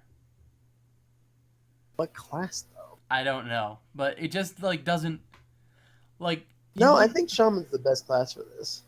Like, you don't play this in aggro shaman or mid-range shaman, and you probably don't play this in control shaman because you have lightning storm. I think that's the motif of this shit. One Night in Karazhan says, we kind of have gifts for everybody, but we really didn't do any background information checks on like what everybody likes. So here's some random stuff. Hey, you got a fucking plastic kazoo. It might not fit you perfectly, but hey, maybe you can learn to play kazoo. Yay. That's kind of the motif here. It's not perfect on them, but it's something. Right. Then you have Pacify. It's better than nothing. Except Pacify is not. Right. Then we... I don't know. Would this be better in Priest? Purify is the card name. Not Pacify, but yes. I don't know, fuck. This Maelstrom Portal in Priest. I feel like Priest could use it. It probably fits better on Priest. Yeah. Fuck all if we're going to give it to Priest. Next up we have Wicked Witchdoctor. 4 mana, 3/4. Whenever you cast a spell, summon a random basic totem. So the totems that you can get from Hero Power. Far too powerful otherwise. Whenever you cast a spell is a weird thing. So for instance, you could cast Lightning Storm, and then if you get the spell damage totem off the Wicked Witchdoctor. And that would have been so much better as an Inspire. Actually, maybe fucking great. I would have pumped it up to 5 mana, 3 more Inspire. So you're playing 7... Remember that thing they introduced for fucking TGT and then never went back to? Yeah. So you're playing 7 mana for 2 basic totems? But the thing is, if it lives, you can create more totems. Because Totem Shaman's a thing. True. It's kind of relegated into mid-range shaman, or combined in mid-range shaman. With... Well, look at it like this. It's a fucking... What mana fucking 3/4 summon the totem? Because you have to play a spell. Look at it with the portal, you're playing fucking 6 mana summon a totem and a 3/4. And a random 1 cost and do 1 damage to everything. Granted, that's a lot of shit, but fucking still. Did you look at the Purify? Yeah, Silence of Meaning they give it too. That is a lot better. Yeah. Even if that said 1/1, I would like that a lot more. Plus, it can silence any minion, so you could potentially silence an opponent's minion. And then give it 2/2, which I didn't see that. Like, it just says silence a minion, so it could be opponent's minion, so I guess it's versatility, and it makes it a little less good because you're also in getting that case, 2/2 is a lot better. Yeah. I feel like... And then you still get the card draw effect. No, that's definitely more balanced. That's what Priest needs. That is definitely what Priest needs. And then you also still get the card draw, which is nice. Yeah, no, that's just straight up better. Mm-hmm. So, Wicked Witchdoctor, again, Control Shaman, you would play this and combine it with like a board clear or whatever. Potentially get a spell damage totem. Potentially clear the board better. Yeah, fucking Wicked Witchdoctor, then fucking ED. But again, Control Shaman is so much worse. And aggro. And fucking mid-range. You still run a fair bit of spells in mid-range, though. True. Spirit Claws. 1 mana, 1/3 weapon. Has +2 attack while you have spell damage. So what you're looking at is a fucking 3 mana fucking 3/3 weapon. If you get repeatedly, here's what's going to happen. If you get the spell damage. You're going to play, on turn 3, you're going to play Spirit Claws, you're going to totem out the fucking thing, you're going to play Spirit Claws, 3 mana, 3/3, you're going to fucking hit something with it. Next turn, they reverts back to a 1/3. You play 2 more mana. Now it's 3/2/3/2. They're going to kill the totem again. Okay, now you have to fucking play the totem again. At best, you've got a fucking... What? You're going to add fucking 6 mana onto this thing to keep it up? So, ideal scenario is you go first. You play this on turn 1. Turn 2, you roll the 1 and 4 on getting the spell damage totem. If you get it, you win on the spot. If you don't get it, you lose on the spot. Not win on the spot. you would be able to clear the minion because, well, Your opponent plays like a fucking 1-drop that you're not going to want to fucking destroy with it. Even if you do, it's probably inconsequential. Turn 2, you get destroyed by a noose. destroyed by a what? And say again? Kind of. Acidic ooze. Oh, okay. If they run ooze. It is highly advantage. Problem is that spirit thing. If they play anything with charge, you're pretty much fucked. Yeah. I mean, Your best hope is to run this thing behind a taunt and a spell damage. It's so interesting though, because there's never been something like this where it's situational to something that's on the board like that. I like it. It definitely does have a pretty good advantage. It's just got that fucking Shaman classic. It's good, but you know, it has just it costs too much. like,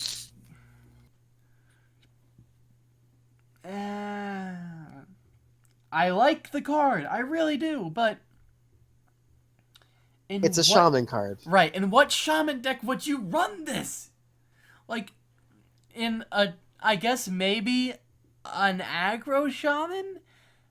Even then, though, Honestly, it runs aggro or control.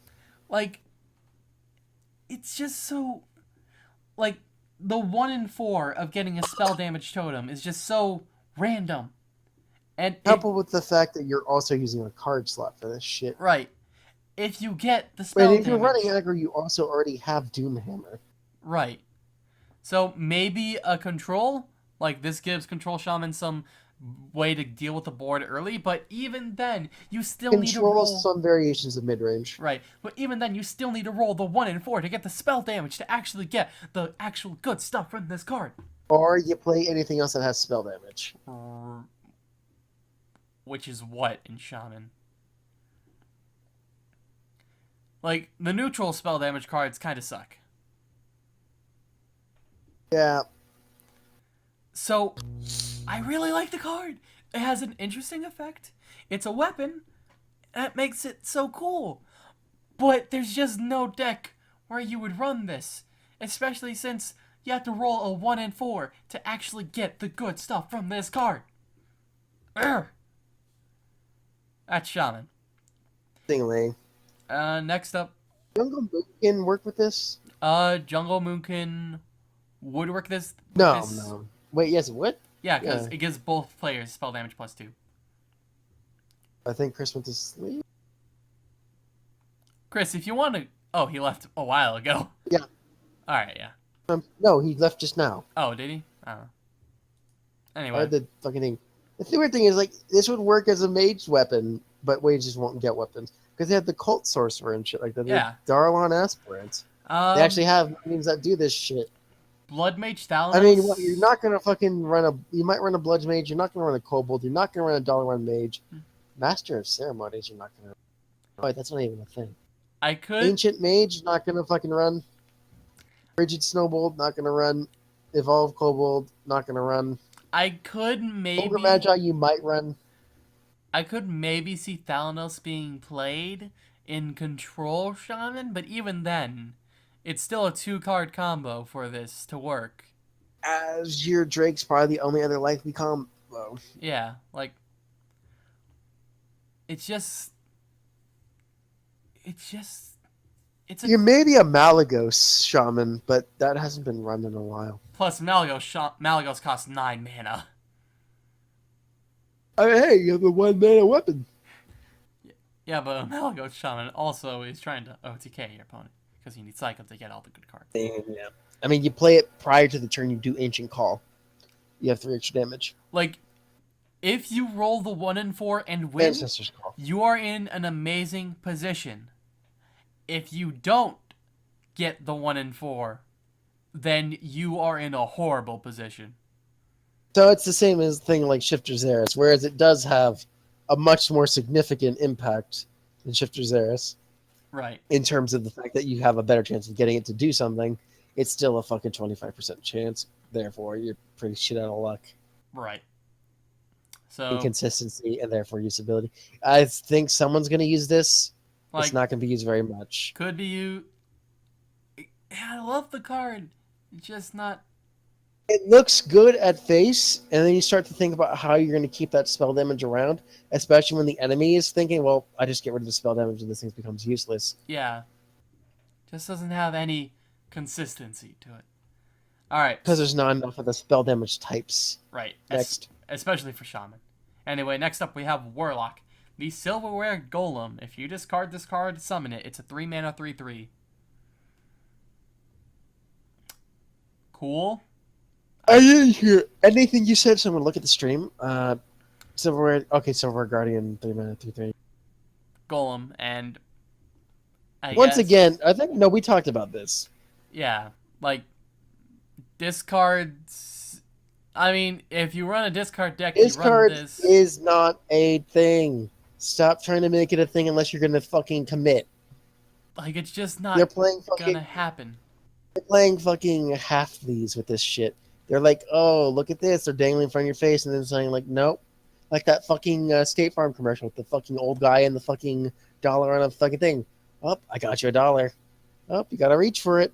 Well, You're an asshole. fucking, it's not a thing. They just keep trying to make it a thing, but they're not committing to it. If they just made a full fucking archetype around it, it'd probably be good.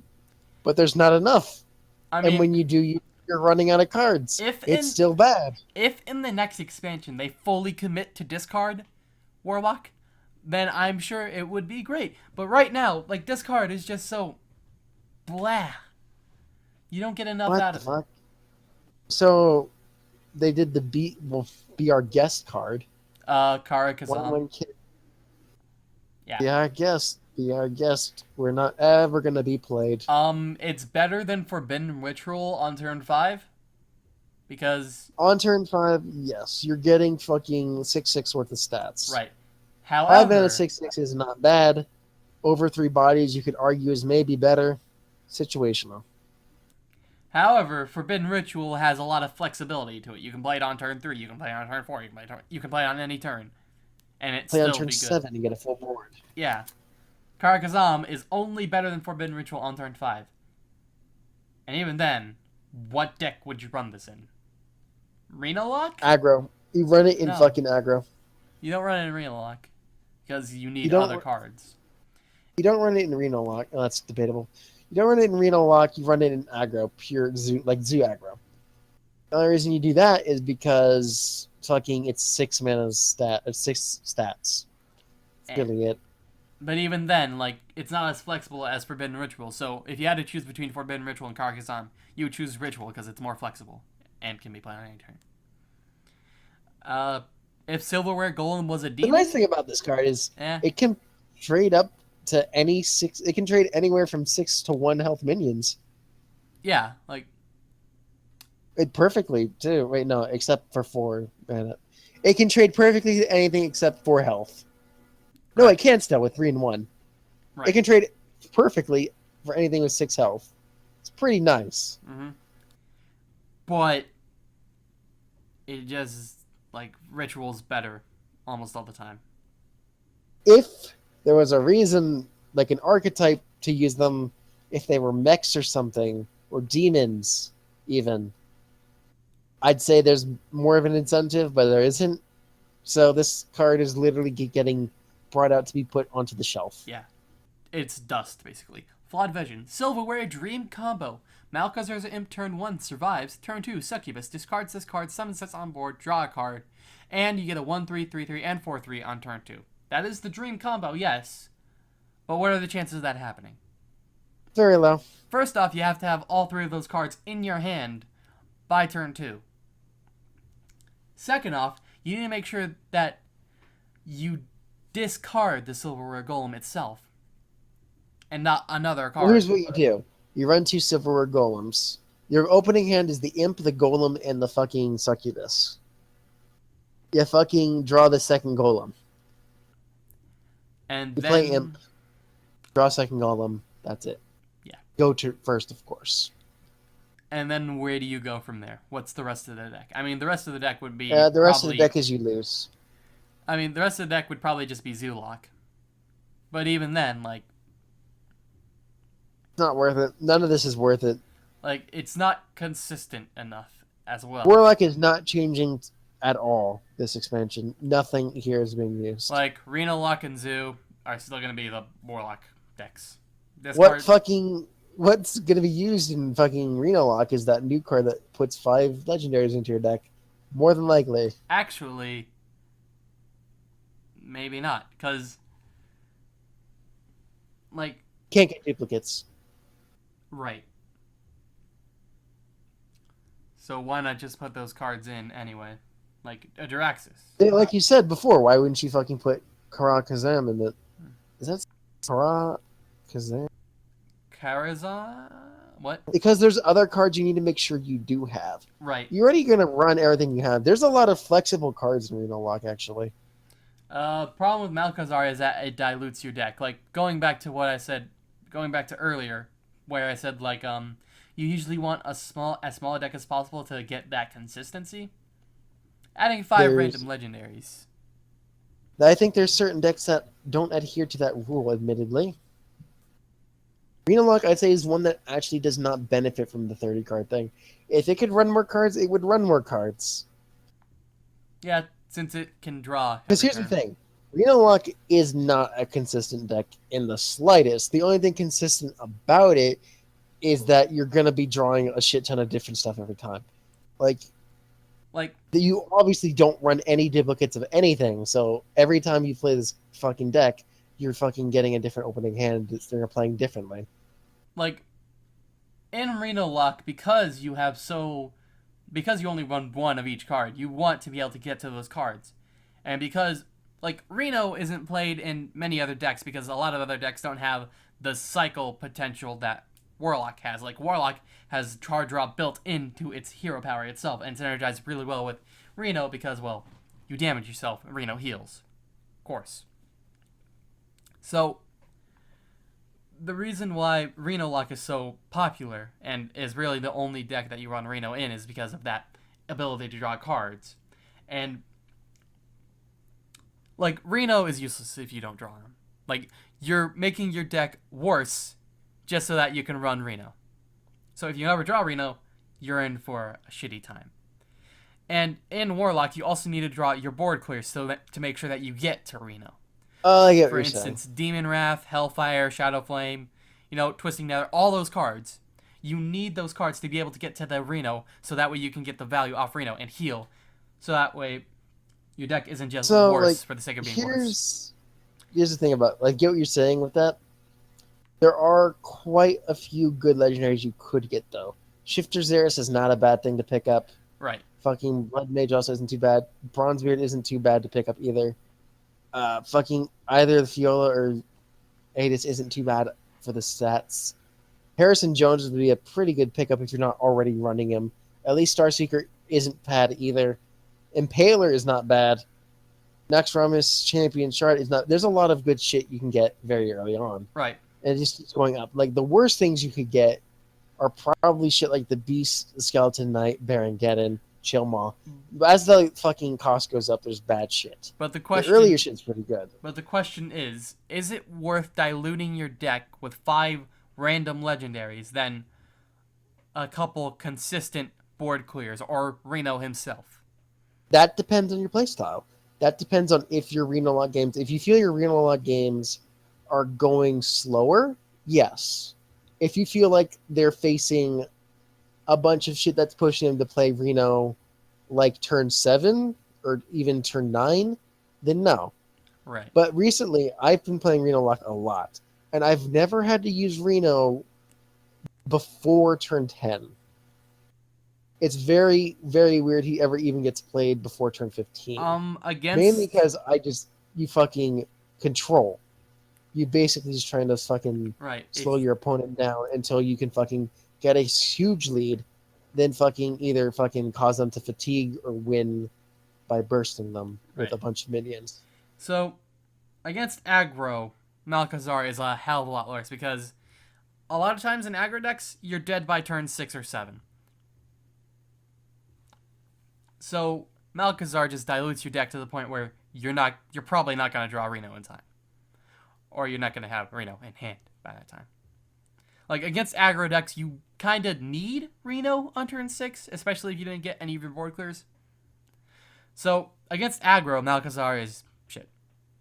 In the control versus control matchup, where, like, in control versus control, you usually don't play Reno for his entire value that you would get. Like, you don't play him when you were at, like, 10 HP. You usually play him when you're at 20 HP because you need a minion You want a on tempo board. Reno. Right. Yeah, that's the thing. I've never really had to do that. Because Reno luck is so unique, again, you have enough tempo, at least if you build it correctly. Right. And if you draw the right cards. Like, I'm going to definitely be playing this card when I get it. Like, the consistency is the problem. The thing is, though, this whole deck says fuck consistency. Yeah, you have the card draw to at least help make it more consistent. Yeah, but like I said, I play this in a way that it gets controlled from a very early point of the game. There's a lot of early game in here, but it always somehow works out. Right. I feel like it's going to work out fine. And Fun- of course, in shit like Warrior, also fucking, you're the one to talk about metas. The meta right now is really fucking slow. Who's the best current aggro deck? Warlock? Warlock or Shaman, I'd say. Oh, wait. Shaman fucking- can Yeah, Shaman. What am I talking about? Warlock has not played Zoolock very much recently. I feel that's due to the huge fucking control nature of Warrior. So many people, when they play Warrior, are playing huge control decks. And a lot of other decks have started playing control decks too. Especially with like the mid-range fucking Shaman thing going on. Shaman's now a fucking thing, and then they have the fucking aggro. Their aggro is probably the best aggro in the game right now because of what they can do. Like, so I meant to say Shaman earlier, not Warlock. Warlock, Yeah. Zoolock is actually a bit of a control deck itself. Because you buff up your small minions to be able to get rid of the big minions. For instance, you Power Overwhelming a 1/1 to make it a 5/5 so that way you can trade up a lot easier. Yep. So, Like the meta right now is like that's the best in fucking aggro is Shaman, which is weird to say, right. but that's always what he's been.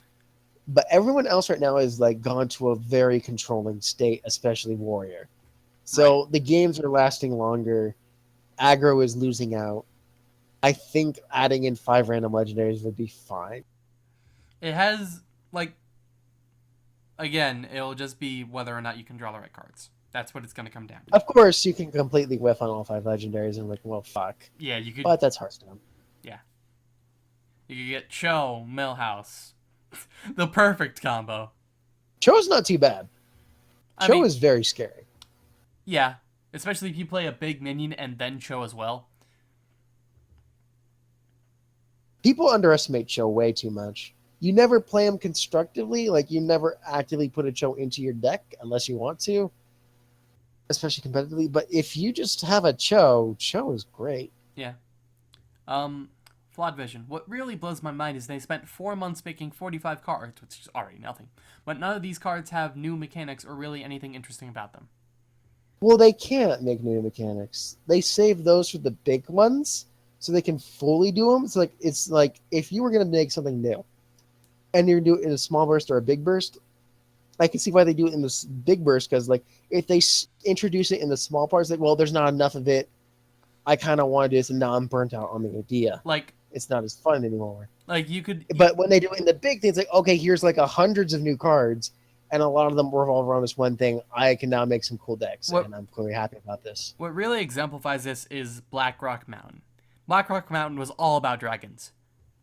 What dragon decks are there right now? I mean, with the expansion, with One Night Karazhan, there's gonna be like mid-range Dragon Priest, mid-range Dragon Paladin. But other than that, there's like Dragon Priest right now. That's it. But like I said, that's because because it was a small expansion. They didn't add that many, and they couldn't add that many. And it was a shame because dragons are really cool, especially since World of Warcraft fucking loves its fucking dragons. Yeah, I mean, who doesn't love dragons? They're big, beefy cards that are awesome, but not enough of them. Right, it got relegated. The reason Nox Ramus was better is because Death Rattles were already hated. Yeah, like Death Rattles got a hell of a lot better. They were a really fucking sticky thing, but it was back in like vanilla. It was really like you'd only see Death Rattle Right. Hunters and Death. In God, GVG, they fully committed to adding the mech archetype to the game. League of Explorers? That was one of the small ones. Right. They did introduce the Discover mechanic, which they're still kind of touching on with like a little bit, but Right. not as much. Discover is pretty good, actually. I think that was the best example of one of the small bursts going correctly. Right. They did enough with Discover to where I didn't feel like they needed more. Right. Everything else kind of got shafted. Hell, they still haven't fucking fully done demons correctly. Nope. Like everything Warlock has has just been shafted, but it's somehow been able to keep afloat. Priest needs a fucking Priest needs like a facelift, a reimagining, something like. Well, Priest doesn't have anything. It doesn't have a mechanic. It has weaken heal, but Warrior does it better. Armor's kind of like a better heal. The only case in which armor is worse than a heal is when Control. Well, like not even. is when you're at like 12 HP and you're facing another warrior who gets like a Draconid Crusher. Like that's the that's the only time health is worse. I mean, that's the only time armor is worse than health. Besides that, Any new cards? warrior. Ironforge Portal. It is a 5 mana spell. Gain 4 armor. Summon a random 4-cost minion. Makes Control Warrior better. Because it needed it. Not really. In comparison, like, so Control Warrior and Cthulhu Warrior, they're two very different decks. A problem that Control Warrior has run into is that it doesn't have enough armor gain. Like, it has 2 shield blocks.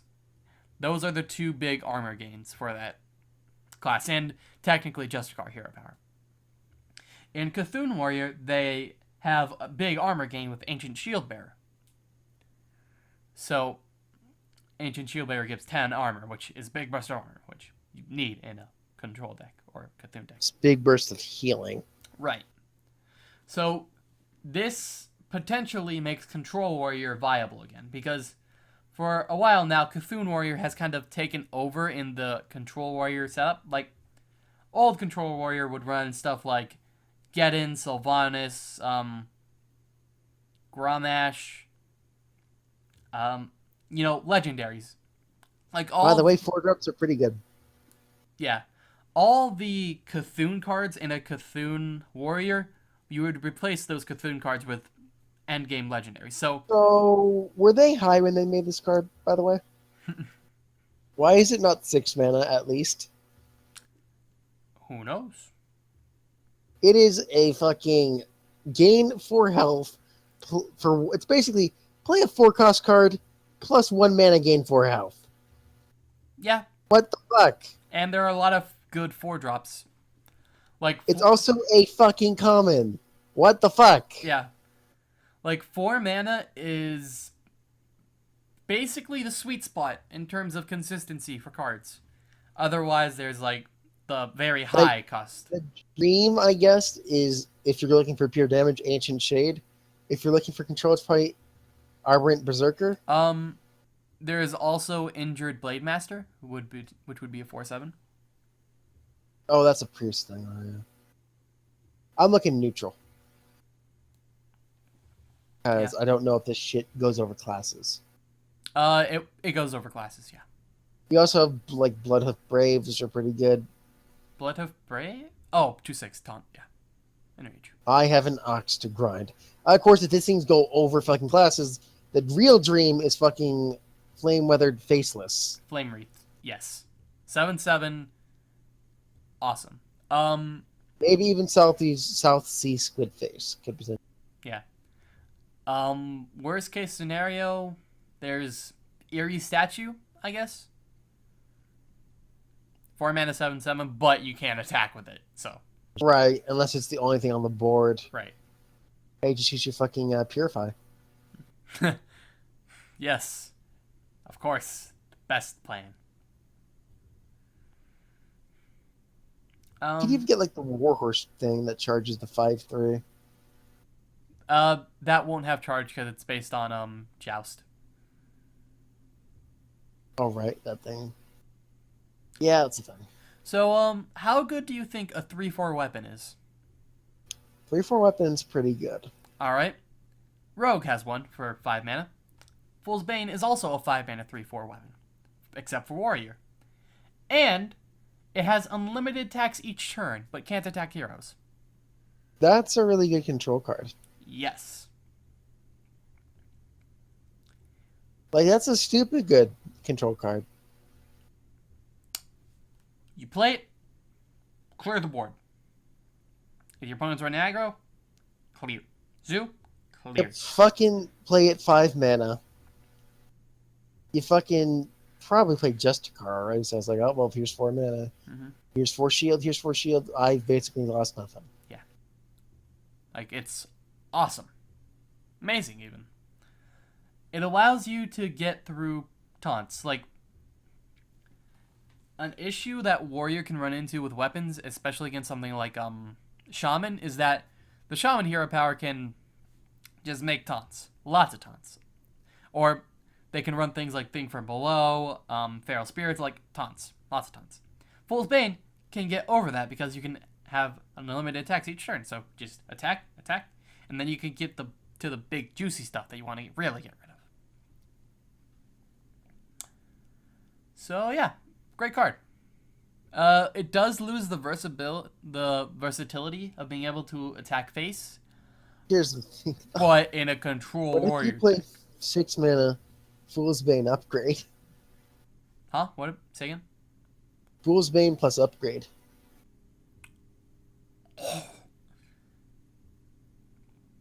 That means you get 5 swings at 4 attack each. That's a bit unbeatable. Yeah, kinda.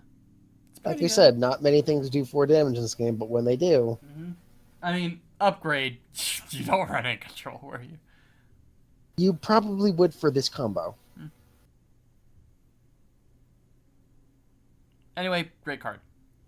It's good. With Protect the King, we already talked about it, but we didn't go over Bolster. Oh god. Bolster is currently like one of the worst cards in Arena. Yeah. Like, Could maybe see some changes with this. I have I highly seen doubt it.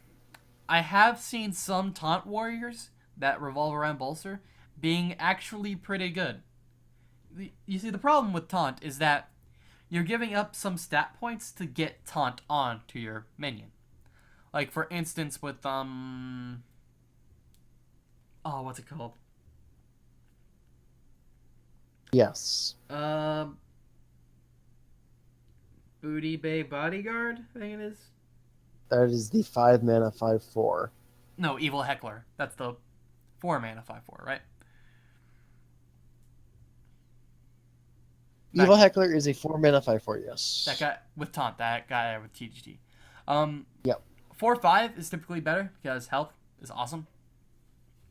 And so you're switching the stats around to get taunt. So, and 4 health on a taunt is not very good.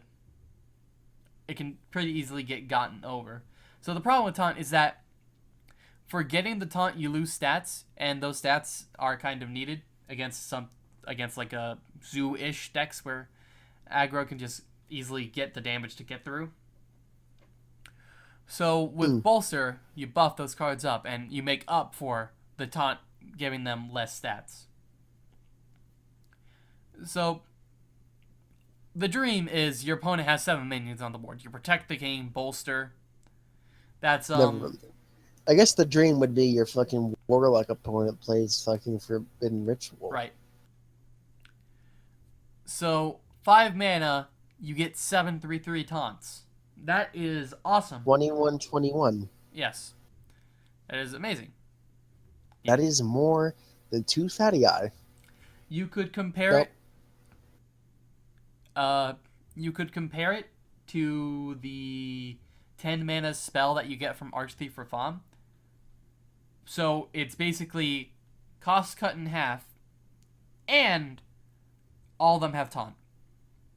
Except that it requires your opponent to do something specific. Right, and And of it course, also, the problem is, unless you are facing that warlock who just played fucking the 7 mana forbidden ritual, you are probably going to lose most of that, if not all Right. of it. it's like, again, Protect the King is great against like zoo-ish type decks where they just get a bunch of minions out and then go face. And Bolster Yeah. would help out Protect the King amazingly. But that's against one deck. Now, if fucking what's her name, Arathi War Leader, The 4 mana 3/3 that gives you a 2/2 weapon. what the fuck is the name of that warrior card that died? With Classic the, card. with the frothing, the one with charge, right? Or that gave charge. Warsong Yeah. Commander. Warsong Commander. If she at least even had the previous patch or the previous nerf, this would be unbeatable, I think. Yeah, because you play it. Like, you play that thing, you play that, you get 6 fucking 1/1s with taunt. and You play charge. Bolster, you've now got 6 fucking 3/3 taunts with charge. Thank Yeah. God they changed that. Mm-hmm. Like, against those Zoo-E type decks, you run this. And then Bolster, I guess, you would also run. But how, I mean, you can't fucking account for that, so you Right. run it anyway. so how often are you going to face that? Like, on ladder, you could say a decent amount, because Zoolock is pretty... The problem, once again, like I said, the meta is very control heavy right now. Right, so... So unless you're intentionally taking a dive, your opponent's almost never going to have that much. Right, your opponent and in like a control versus control matchup, your opponent's probably going to have, like, at most 3 minions on the board, unless they run N'Zoth, then lots of minions.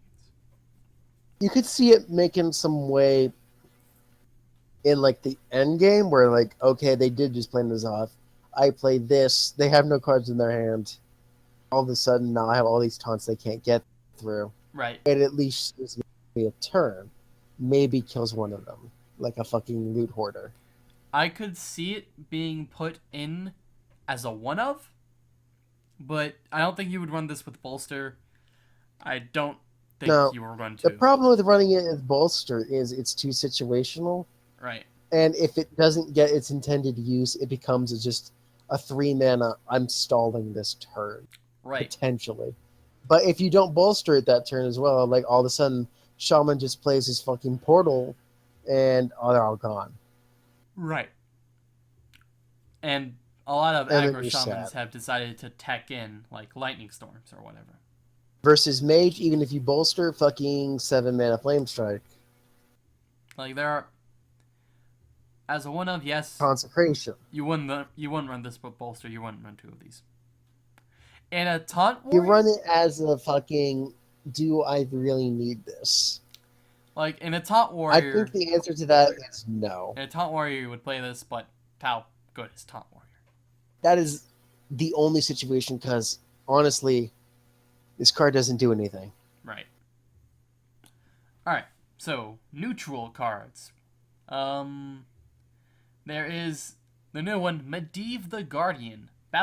It's an 8 mana 7/7, neutral.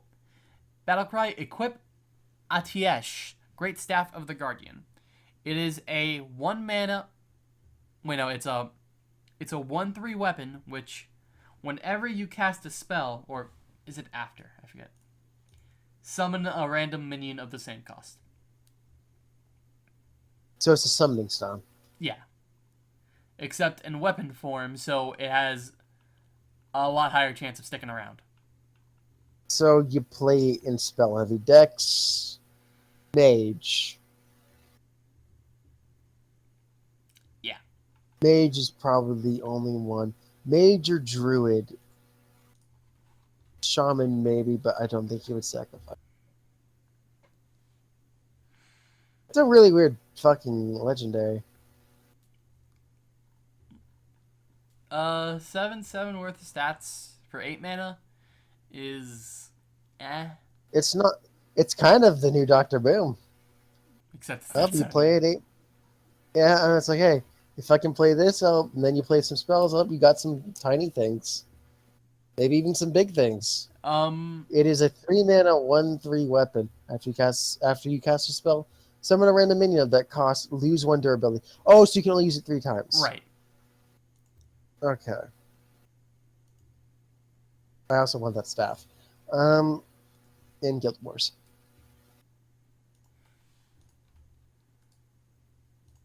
N'Zoth decks. Huh? Not N'Zoth. Yogg-Saron decks. I think this would find a place there. Yeah. Yogg-Saron decks always have fucking trouble with minions anyway.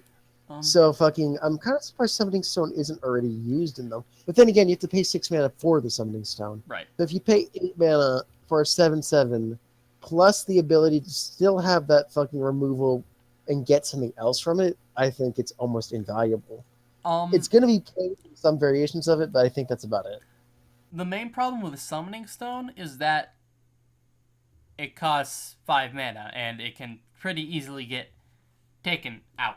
Like, I thought it was 6 mana, or is it 6 health? it's 6 health, 5 mana, 0/6.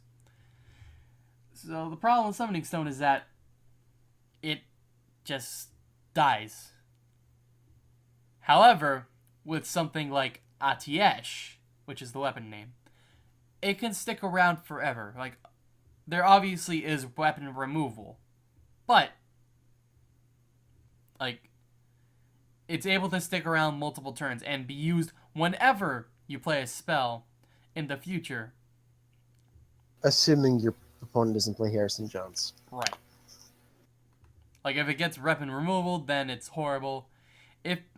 But because it's able to stick around, that makes it a lot better than Summoning Stone, I would say. Wait a minute. Hold up. Okay? This thing's a neutral fucking thing, right? Yeah, it's neutral.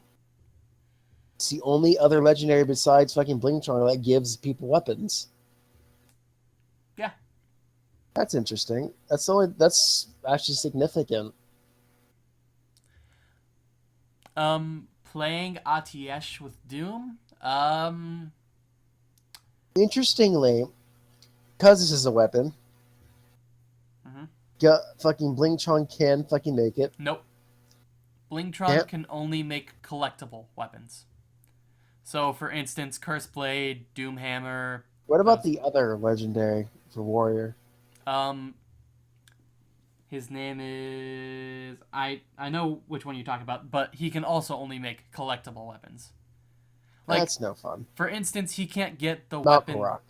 Yeah. For instance, Malkorok and Blingtron can't get the weapon that you get from Tyrion's Death Rattle, the 5/3. Lightbringer, I think it is called. Like, you can't... Oh, yeah. You can't get that Ashbringer. from... Ashbringer. You can't get that from Blingtron or Malkorok. That's boring. Yeah, it's strictly collectible weapons. So, back to the Doom thing, you could get... Playing LTS with Doom. You could get Yogg, you could get, Yasharj, you could get Deathwing, you could get Deathwing Dragonlord. I would say it's similar to a Deathwing, in that, well, it's basically a better Deathwing because, you clear the board, but you also have a full hand. I don't think... The thing about Deathwing is it's quick and concise. This is not quite as quick or concise. Right. It's good. Pretty Pretty damn good. Maybe one of the better legendaries in the set, right. but not Deathwing. The issue that I could see happening with this is that it says after you cast a spell, not whenever. I mean, that's basically just Pyromancer. Yeah. So, for instance, you play the big board clear, and then after that... Actually, no, that makes it better. So, Yeah. this in Brawl, fly vision. So you don't fucking like, summon the monster, then you play Doom. It's like, what was the fucking point of that? Right. So this with Brawl would be pretty great because you clear most of the board except like one minion, and it could be on either side, and then you also get a 5-drop with it. That'd be great. Yep, it's good. So It's good in fucking mage decks. We're good. Medivh is probably the best card, best legendary from this set. I don't know. Barnes gives them a pretty good run. I suppose. Then we have Reader's definitely down there. Morose is pretty bad. Prince Malkazar has potential, but not like the fucking enough to muster up to the others. right. Then we have the neutral cards. First off, the one epic that we're getting, the Arcane Giant, costs 1 less for each spell you've cast this game. What a fucking joke. It's an 8/8, by Why? the way. Starts Fucking why? at 12. Why? Did we really need that? No, I mean it's a coal card, like more giants, yay. Yeah, except that's really too good. There's already fucking decks that play over 30 spells. That play like fucking Over 12 spells. 20 spells to fucking do that. Why the fuck wouldn't that deck run that? It's an 8/8. You're gonna fucking cast for like 2 mana. Yeah. What the fuck? Bring back big game. You run in Hunter, you run in That's the reason fucking big game got fucking nerfed, because all the fucking giant stuff was getting pushed back. All the giants were getting nerfed. Well, Mountain Giant Fuck, wasn't nerfed, but that's he beside was- the point. What the fuck? So yeah, you play it in spell heavy decks, otherwise no. I'm saying the reason fucking, you got big game got fucking pushed away is because Lava Golem, or the fuck his name, Lava Giant, got fucking pushed. He was the only giant really being used. Mountain Giant and Handlock, but otherwise, yes. By the same deck, also. Yeah. That one deck was basically running the whole fucking 8/8 game. Yeah. That's why when they nerfed that shit, it's like, okay, we'll fucking push this thing back too. They're bringing it back in a probably more insane way. Yeah. Spells. Run in spell heavy decks, otherwise no. Simple. Battlecry, destroy a minion, death rattle, resummon it. What Yeah. the fuck? Moat Lurker is, I believe, the most interesting card. Incredible in the Zoth decks. Yes, because you destroy your own minion, and then you summon it. What I'm wondering So, is how it wait, you works fucking, with you this- play down a Sylvanas, assuming you haven't Thorsinned, you fucking pass the turn. The opponent doesn't kill it. You play Moat Lurker after attacking face with fucking Sylvanas, of course, because you're not a pleb. Right. You kill it, you take something. Moat Lurker dies, Sylvanas is back.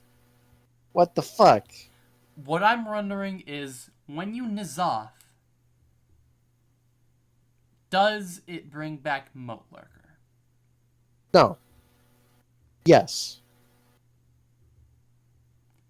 Because, for instance, Unearthed Raptor isn't brought back, but that's because it gets a death No, rattle. here's the thing. That's because Unearthed Raptor is not a death rattle minion. Right. It gets its death rattle from the Battlecry, but Moat Lurker Moat Lurker has death rattle is a death rattle. built into it. Yeah, it gets it back. There's not really anything to be wondering around here. This is innately a death rattle card. Right. So, if you play N'Zoth, you not only get whatever other death rattles you get, but you also get Moat Lurker, which, if your opponent clears the entire board, you still get whatever minion you cleared with Gosh Moat damn, Lurker. you are fast on this, aren't you? The flawed vision. Yeah. With, how death rattle works, I'm assuming? Yeah.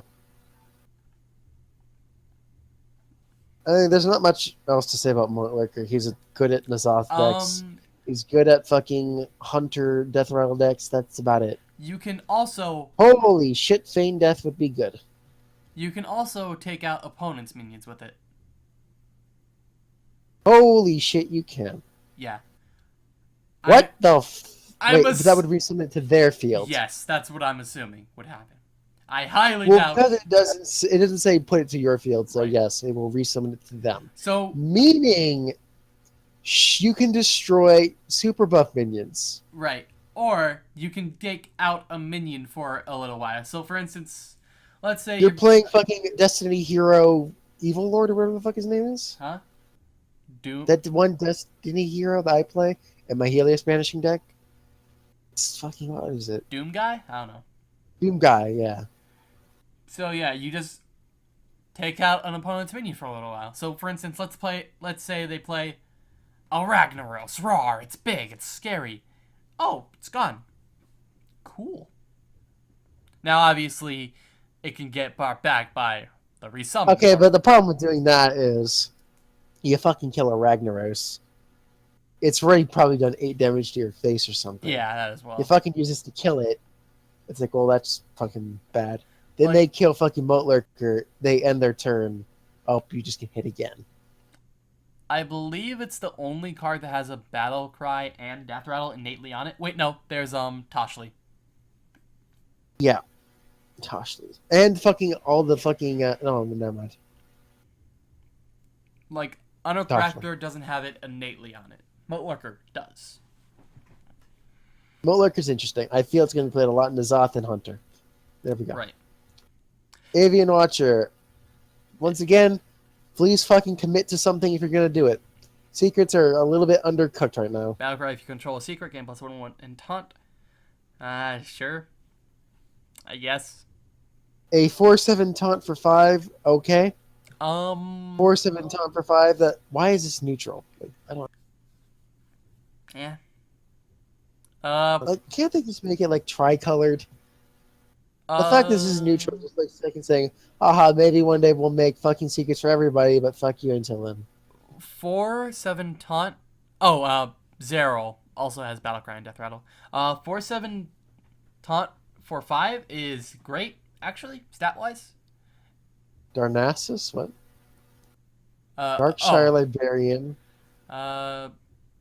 Darnassus Aspirant has Battlecry and Death Rattle innately on it. Darkshire Librarian has Battlecry and Death Rattle innately on it. Okay, there's more than I thought. It's typically rare though, considering the amount of cards. Right. If you play a secret deck, you play this. Otherwise, it's lackluster. It's a great Secret Paladin's gone. A fucking Secret Hunter is probably a thing. I don't see a Secret Hunter playing. Well, I can kind of see a Secret Hunter playing this. Like, a Secret Hunter would be a lot more passive than a regular, like, Yeah, Hunter. this is about maybe the best taunt for them. That's about it. Everything else, eh. You might. I don't think you put this into a Frost Mage. Freeze Mage, no. Like, you don't really run taunts in Freeze Mage, because he's... Like, you might run... I don't think you run in any other variant of Mage either that runs Ice Block. Yeah. Like, you might run Medivh's Valet because it deals damage. You're not really looking to run taunts in Freeze Mage because you have spells to do that same thing. What's the Goblin thing? Goblin thing? One, just scroll down a tiny bit. Oh, well. It's really hard trying to give you instructions. Like, literally under the cards you were just reading. Oh, the Menagerie Magician. 5 mana, 4/4 Battlecry. Give a random friendly beast, dragon, and murloc +2/+2. So, if this hits 1 minion, then it's worth it. If it hits 2 minions, that's overperforming by a lot. If it hits all 3 minions, then that's amazing. It's never going to hit all 3 minions. It's going to hit 2.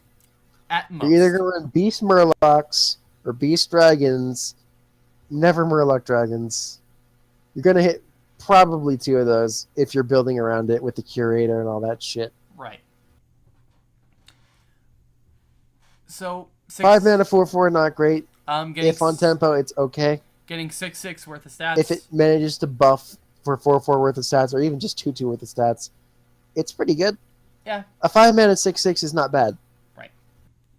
5 mana 8/8 is pretty good. 5 mana 10/10 is pretty damn insane. Mm-hmm.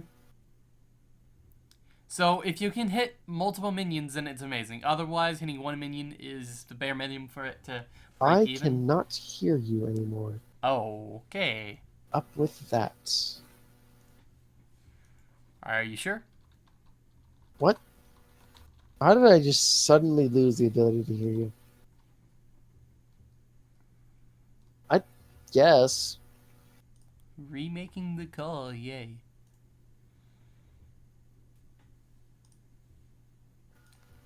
Hello? Yeah, I can hear you. Okay, that was weird. That was odd. Any case, if it hits 1 minion, it breaks even. 2 minions, it's amazing. 3 minions, it's oh my god. It will never hit 3, though. Yeah. Next up we have, well, Zoobot. 3 mana, 3/3 mech, so it has mech synergy, which doesn't really matter. Whee! Battlecry, give a random friendly beast, dragon and murloc, +1/+1. Again, same thing. If it hits 1 minion, then it's worth it. If it hits 2 minions, that's awesome. 3 minions, that's oh my god. Next up we have the Arcanosmith, a 4 mana 3/2 minion. Battlecry, summon a 0/5 minion with taunt. So you look at it like a fucking Mogoshon Warden. 4 mana, 3/7 worth of stats, but it's segmented to 2 bodies where one of them can't do damage. If it was a 1/4 and a 2/3, that'd be a hell of a lot better. Yeah. Like, same stat points, but the taunt also deals damage to whatever it hits. I don't know what would ever run this card.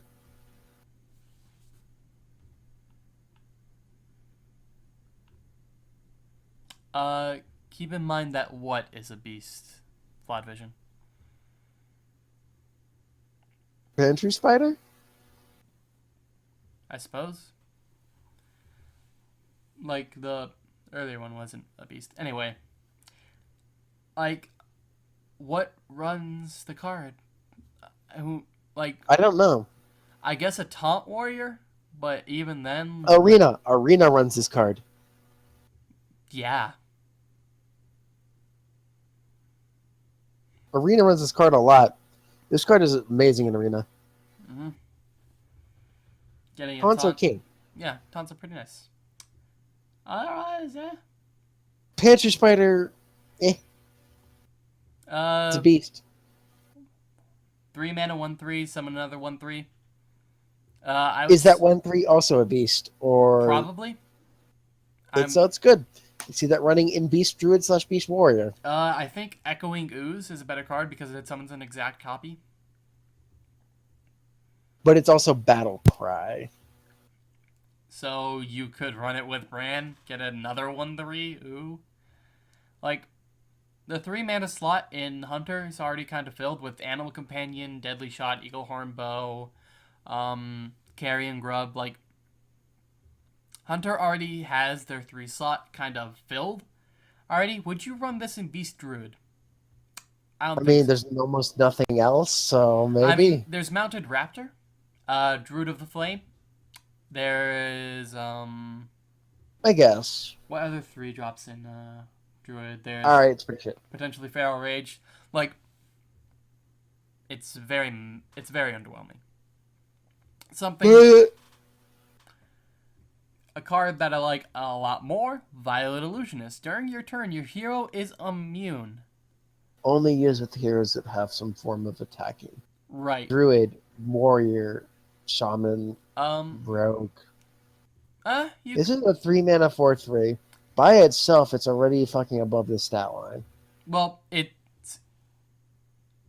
yeah. Dream combo with this is this plus the new warrior weapon. Unlimited attack each turn, and... Yeah, it's a bit stupid. Yeah. Or, like... That is a fucking 8 mana. You can make it a 9 mana combo. You're going to clear everything. Yeah. This upgrade in the weapon. Mm-hmm. You could run into... Oh, that's not a bad suggestion. Defender of Argus with the spider. What are the chances your spider survives, though? Especially since... I mean, the 3 health is nice, which makes it stickier. The Pantry Spider is a 1/3. Summons a 1/3. Argus. I mean, what are the chances that it sticks around to turn 4 where the Argus has? I don't think it's meant to be played on tempo. Okay. If you look at this like, you fucking run it in like a controlling deck. Like, let's say like a fucking Reno Lock. You fucking put it in. It's like turn fucking 7. You're down a few minions. You have some stuff on the board, but you need a taunt. 2 taunts preferably. You fucking run this. It battle cries out something immediately. I mean, immediately Echoing Ooze does that as well, but its stats are too low to fucking really work. You've now got 2/4s. Fairly hard to get rid of. That's immediately at turn 7. There's going to be probably a way they're going to die instantly, but there's a chance they don't both die instantly. That's a pretty sticky board. I think... So what you can compare that to would be... Is it better than Carrion Grub? Like, I think so. Let's say you Carrion Grub into a Houndmaster that gets 1 big minion in the form of Carrion Grub and then a 4/3. Pantry Spider plus Argus, I would say is better because you get 2 beasts and the stat line is split across 3 minions, which is potentially better than it being split across 2 minions. Yes. Also, we didn't really consider the fucking Brands Ronbeard Arcanosmith thing. Admittedly, it's a stupid combo, but 7 mana, summon 2/0/5 taunts. It's not bad. That text actually reads a bit better. I mean, it's better, yeah, but... It's not like, oh, I'm going to fucking make a deck around this, but if you happen to have it. If you had a bronze in your deck, and you're like, I want to just like make something sticky, that's pretty good. Anyway, Violet Illusionist crazy, Zoobot, Pantry Spider potential, Arcanosmith potential. Next up we have the Netherspite Historian. Also, I guess back to the Pantry Spider. You can Starving Buzzard, draw 2 cards right away. Thank you, Flawed Vision, for that. Oh, shit. Though that costs 8 mana. That does cost 8 mana. But then you could even fucking put Sunfury Protector on the spiders. I suppose. So you're paying 8 mana to draw 2 cards and get 3 minions on the board? That's pretty good. 2 taunt minions if you do it for 10. That would be 4 minions, 2 of them would taunt. That's actually pretty good. It's an interesting turn. It's a pretty good turn for Hunter. I would say it's better than Unleash the Hounds. Because I mean, Unleash the Hounds only ever really got around 3 to 4 cards. Right. At its best. Right. And even then, like, your opponent has to have a board. But then again, you have to consider that Starving Buzzard is a 2/5. Or is it a 5/2? No, it's a 2/5. It's a 3/2. Did they change its health? I mean, it used to be a 2/5. Starving Buzzard? I don't think so. Yeah. I thought it was always a 3/2. Like, it used to be... Oh, no. The first buff to Starving Buzzard was they changed its fucking stats. The second change to its card was they turned it to 5 mana from like 3 mana. And then everyone's like, fuck this card. Patch changes. It is a 3/2 now, yeah. Let's see. Had a wording change from play to summon. Whenever you play, please draw a card. Whenever you summon a beast now. Yeah, it's now summon. Now a 2/1 was a 2/2. Hunters were very strong against Druid, Mage, and Rogue and Copper through Platinum Leagues, and this change should help those matchups. Maybe it was never that. What I'm thinking of is the fucking Tundra Rhino. Right next to it. I think it was always maybe like around a 3/2, maybe lower, but okay, they did change. It used to be a 3 mana 2/1.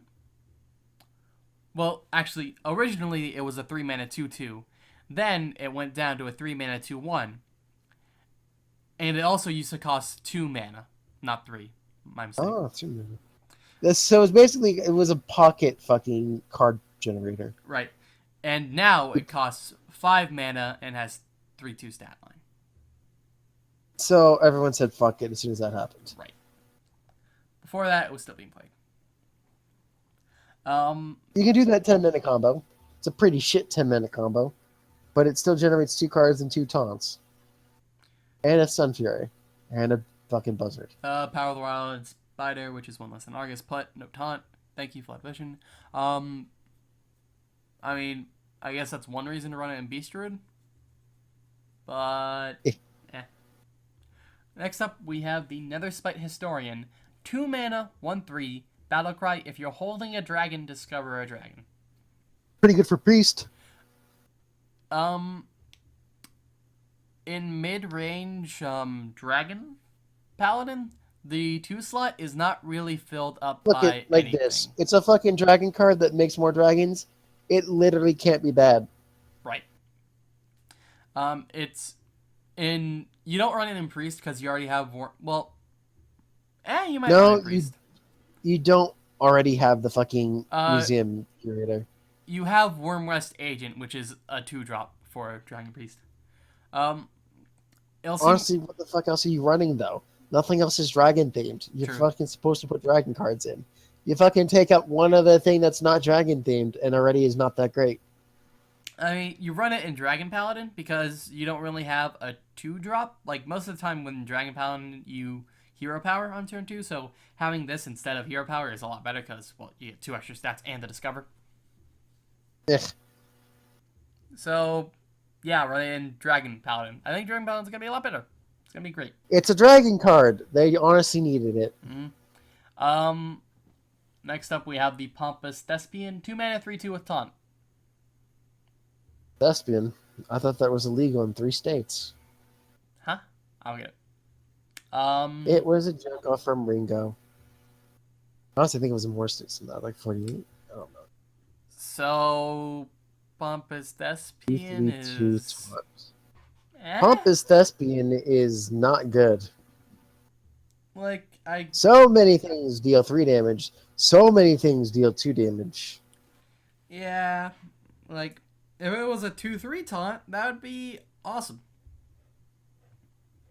But... Okay, everything on this fucking line right here sucks. Yeah, Arcane Anomaly, whenever you cast a spell, give this minion +1 health. It's a 1-mana 2/1. When are you ever going to Right, do that? fucking change it for a fucking mana worm? But Mana Worm already has 3 health and gains more attack, so it can trade up. Arcane Anomaly just gains health from its 2 attack. So the ideal scenario is, I guess, Arcane Anomaly coin into another spell of some sort, Arcane Missiles or something, Mirror Image, I guess. So All of a sudden you have a 2/3. But then again, if you played that with mana worm, you had a 3/3. yeah, and those taunts. So Mana Worm is just strictly better. Maybe if Anomaly had like fucking taunt? No. Like, No. that doesn't help it in any way, because it still just dies anyway. Blood Vision. Battlefield Tidehunter. How does that compare? What? Battlefield Tidehunter is the 2-mana Murloc card that summons a ooze with taunt. Oh, they're thinking it spawns a 2/1 and a 1/1. It's basically 3/2 worth of stats. 4/2 worth of stats. Wait, no, 3/2. Yeah, that. Yeah, 3/2. It's split across 2 bodies, so I think it's better. Better. Yeah. Incredibly better. Because look at it like this. If it just spawned a 2/1, mages would just fucking ping the 2/1 and that's it. It's done. But the fact that it spawns a 1/1 taunt usually causes the mage to fucking ping the taunt. Which is pretty great. Right. Pompous Thespian is much more easily taken out, which is its problem. Oh yeah, Pompous Thespian is not going to be played. Mm-mm. Runic Egg also, what the fuck's the point? Like, why? Why would you ever run this card? Once again, cards that just fucking make your deck 28 to 29 cards, why? It does nothing. It's not even a dragon. If it was a dragon, I could understand. It's not a dragon, though. But it does nothing. Like, the reason you played something like Nerubian Egg is that while it is a You 0 put taunt on it. Right. You use taunt to make it good. But this is just draw a card. If you're looking, for some reason, Carson doesn't understand this, but no one's looking to lower the amount of cards they have in their deck. If you were, you would totally run this card. And also, Nerubian Egg also gets you a 4/4 on board. And while you can buff up Runic Egg with like Abusive Sergeant or PO, like there are so many better run drops. Flawed Vision for Death Rattle Rogue. No, because Undercity Huckster and Tomb Pillager are much better targets for the Unearthed Rafter. So you would get the Death Rattle value off those instead of Runic Egg, because like Rogue already has enough card draw. You wouldn't run this in anything. It's just bad. Flawed Vision, 1 mana to activate combo cards. Draw for Rogue. Oh. The class that loves card draw. 0 attack, so it will not pose a threat, which will keep it alive. Consistent target for Unearthed Raptor, especially card draw. It's fantastic. That's if you think like, well, if your opponent knows like, okay, it's a rogue, do I keep this alive? Probably not. Also, what if they run silence, which is laughable at this point, but you know. Better in Rogue than I thought, because 1 mana allows for combo activators, yes. It does, but there's also a lot of other activators. I think if you were to run this in a Death Rattle Rogue, you would replace something like a Loot Hoarder. Loot Hoarder is just better, though, isn't it? I mean, Runic Egg is stickier because there's less likely to kill it. Flawed Vision. Runic Egg is extremely good. It's a sticky They're minion. just as likely to kill a Loot Hoarder as they are to kill that. It's a sticky minion because it's not something you as the opponent wants to kill. Feedback value when facing board clears as well. It combines really well with Taunt Givers, Abusive Sergeant, and any buff cards like Rockbiter Weapon, Power of the Wild, Crew Taskmaster, which in hand enables Battle Rage. Power Overwhelming and many more enables the same kind. One of the most solid deck thinner cards you could use now. Downside is that you need to enable it. Yeah, it's basically Nerubian Egg, which is appropriate because it is an egg. That But once again, Nerubian Egg was, played decently in enabler decks like Warlock while it was alive. could this be played? But since in the Zoom? appearance of Wild, I don't think many people use a Nerubian Egg in Wild. I mean, what I'm wondering is if you could play this in Zoolock. My answer is probably. Honestly, if I was going to run it in Zoolock, oh no, I wouldn't give it 1 health. The fact that it does just have 2 health makes it a bit more interesting, because if it was 1 health, mages would just ping it without a second thought. Despite the fact that you draw a card, they would just ping it. But the 2 health makes it a lot sticky. Flawed Vision. Looking at Nerubian Egg and how often that got enabled, I don't see any problems with using the same logic here. I really like it. It does more than just draw a card. That's just comment on Hearthburn.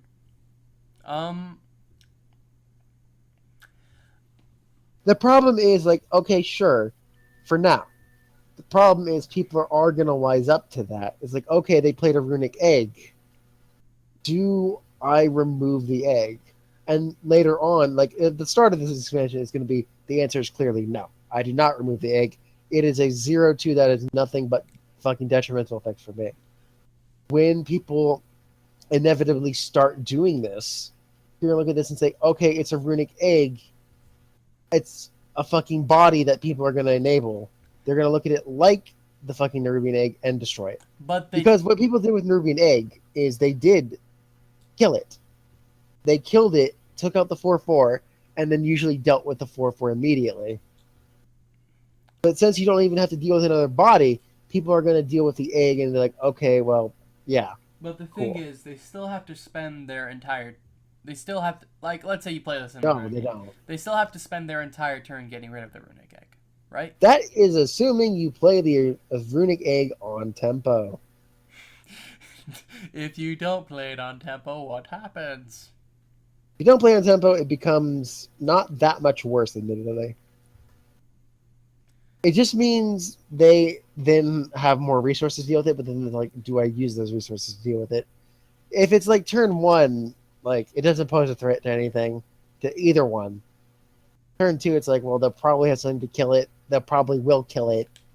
The problem with running this in something like Zoolock is that Zoo already has card draw. Like, the reason you run Nerubian Egg over this is that Nerubian Egg has a bigger board impact, and Warlock already has card draw built into its hero power, so it can easily replenish its hand.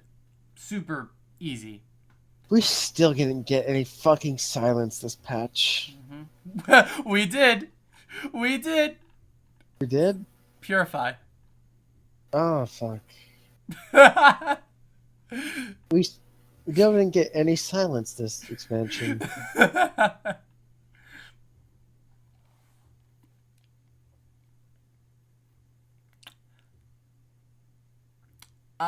It, like, the Runic Egg, it could see play in Zoolock, though there's a low chance of it because board impact is kind of decently important. And You gotta think, though, like, you can enable it, but you can also enable things that are better. right, like, Zoolock already has a bunch of amazing one-drops. For instance, they have Voidwalker, they have Imps.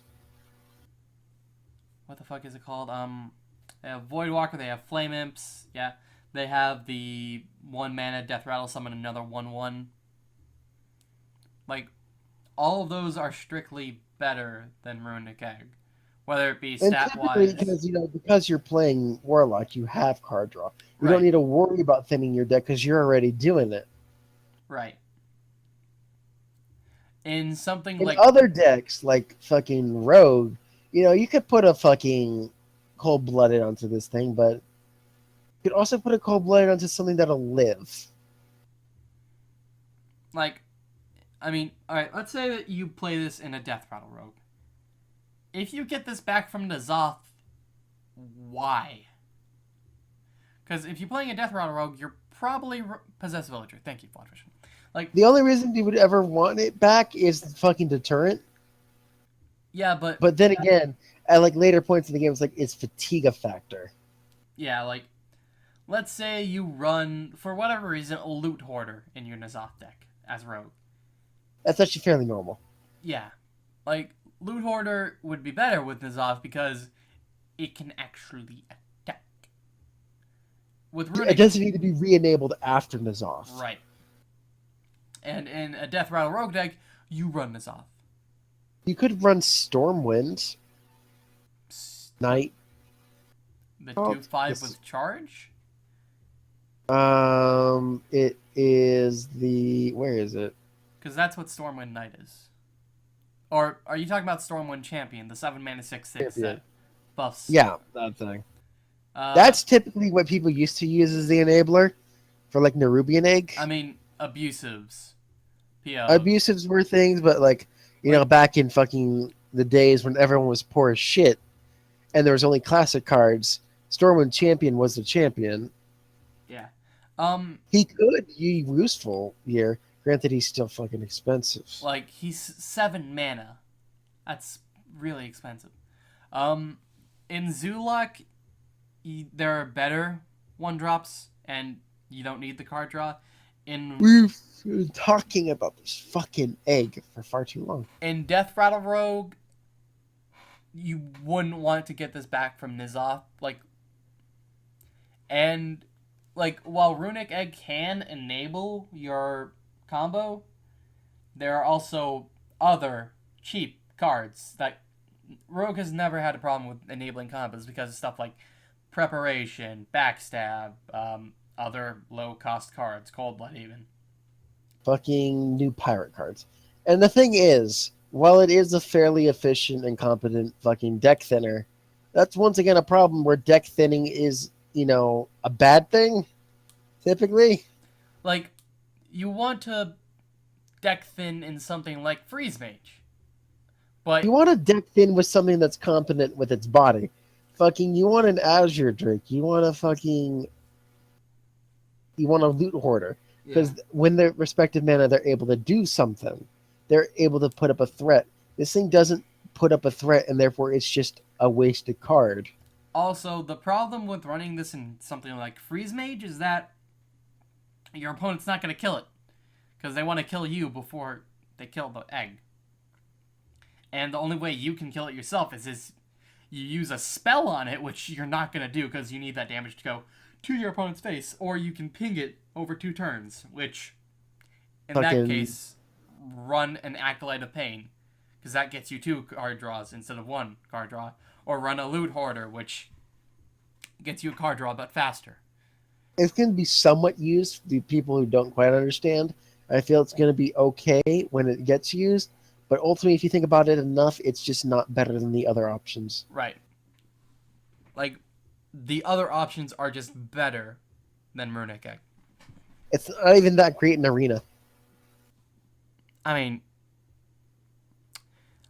if it dies to board clear, you draw a card. Cool. That's it. Anyway, it's too long on that one fucking egg. Next. That's it. Okay, good, because I'm tired. When were we supposed to stop? A Oh, while 3 ago, o'clock. right? Yep. Yeah. Anyway, that was the Karazhan cards that we didn't talk about before. Yay! After this expansion, what class do you think is going to be best? After this, probably still Warrior. Shaman didn't really get anything. Rogue didn't get anything. Priests got Bishop, I guess. I mean, like I said, in these small bursts, it's not what the classes get, usually. It's what the fucking neutrals get. Right. Which, Dragon? Dragon's a thing. I think more importantly, the neutrals do work with what the Warrior got. Neutrals are already fucking kind of insane. But now Warrior can take no damage from fucking trading. He basically can turn any weapon he has into fucking the Gladiator longbow. So, Like, the downside of the weapons is that you use up your health as a resource. But when not you anymore, don't... motherfucker. Yeah. Oh, and hey, you get to attack fucking 4 times as well? Well, shit. Mm-hmm. There's going to be people mad about that one. I'm really liking Dragon I Paladin. am one of those people. I feel like dragons are going to move nowhere any more than they have. Dragons are not a thing. I think You Dragon could Paladin... say fucking dragons are made-up fantasies. They're not real. Beast Druid is a thing, though I don't think it's going Not to be any good. better than what it was before this expansion. Yeah, I don't think it's going to be good enough. Ultimately, nothing moved. But the neutrals moved everything. Slightly. I think Dragon Paladin's going to be a thing, though. I want it to be a thing. Who doesn't want 2 Dragon dragon cards got added, I think. Yeah, but I think they're enough. I think they're The thing enough. about these sub things, these sub archetypes, is that quantity really determines how well they do, as opposed to quality. The problem is, well, somewhat. There's not enough quality and quantity. There just isn't enough of them. You could say, like, you know, for something like discard, there's enough discard type things. Well, maybe not enough. But there also is a lack of quality in those cards as well. That's the problem with that. Dragons just don't have enough. Priest doesn't have enough. Alright, A lot of the things just don't have enough. I'm tired. hang on. I don't have enough brain cells currently working. Hang on a second, hang on. Nope. No, just wait a second. Alright, I'm looking up, like, what a mid-range Dragon Paladin would look like. I give no shits. Alright, then. Release me. Let me embrace death. Sure, kill yourself. I don't care anymore. Dead. Wow. So surprised. That was Karazhan. Yay.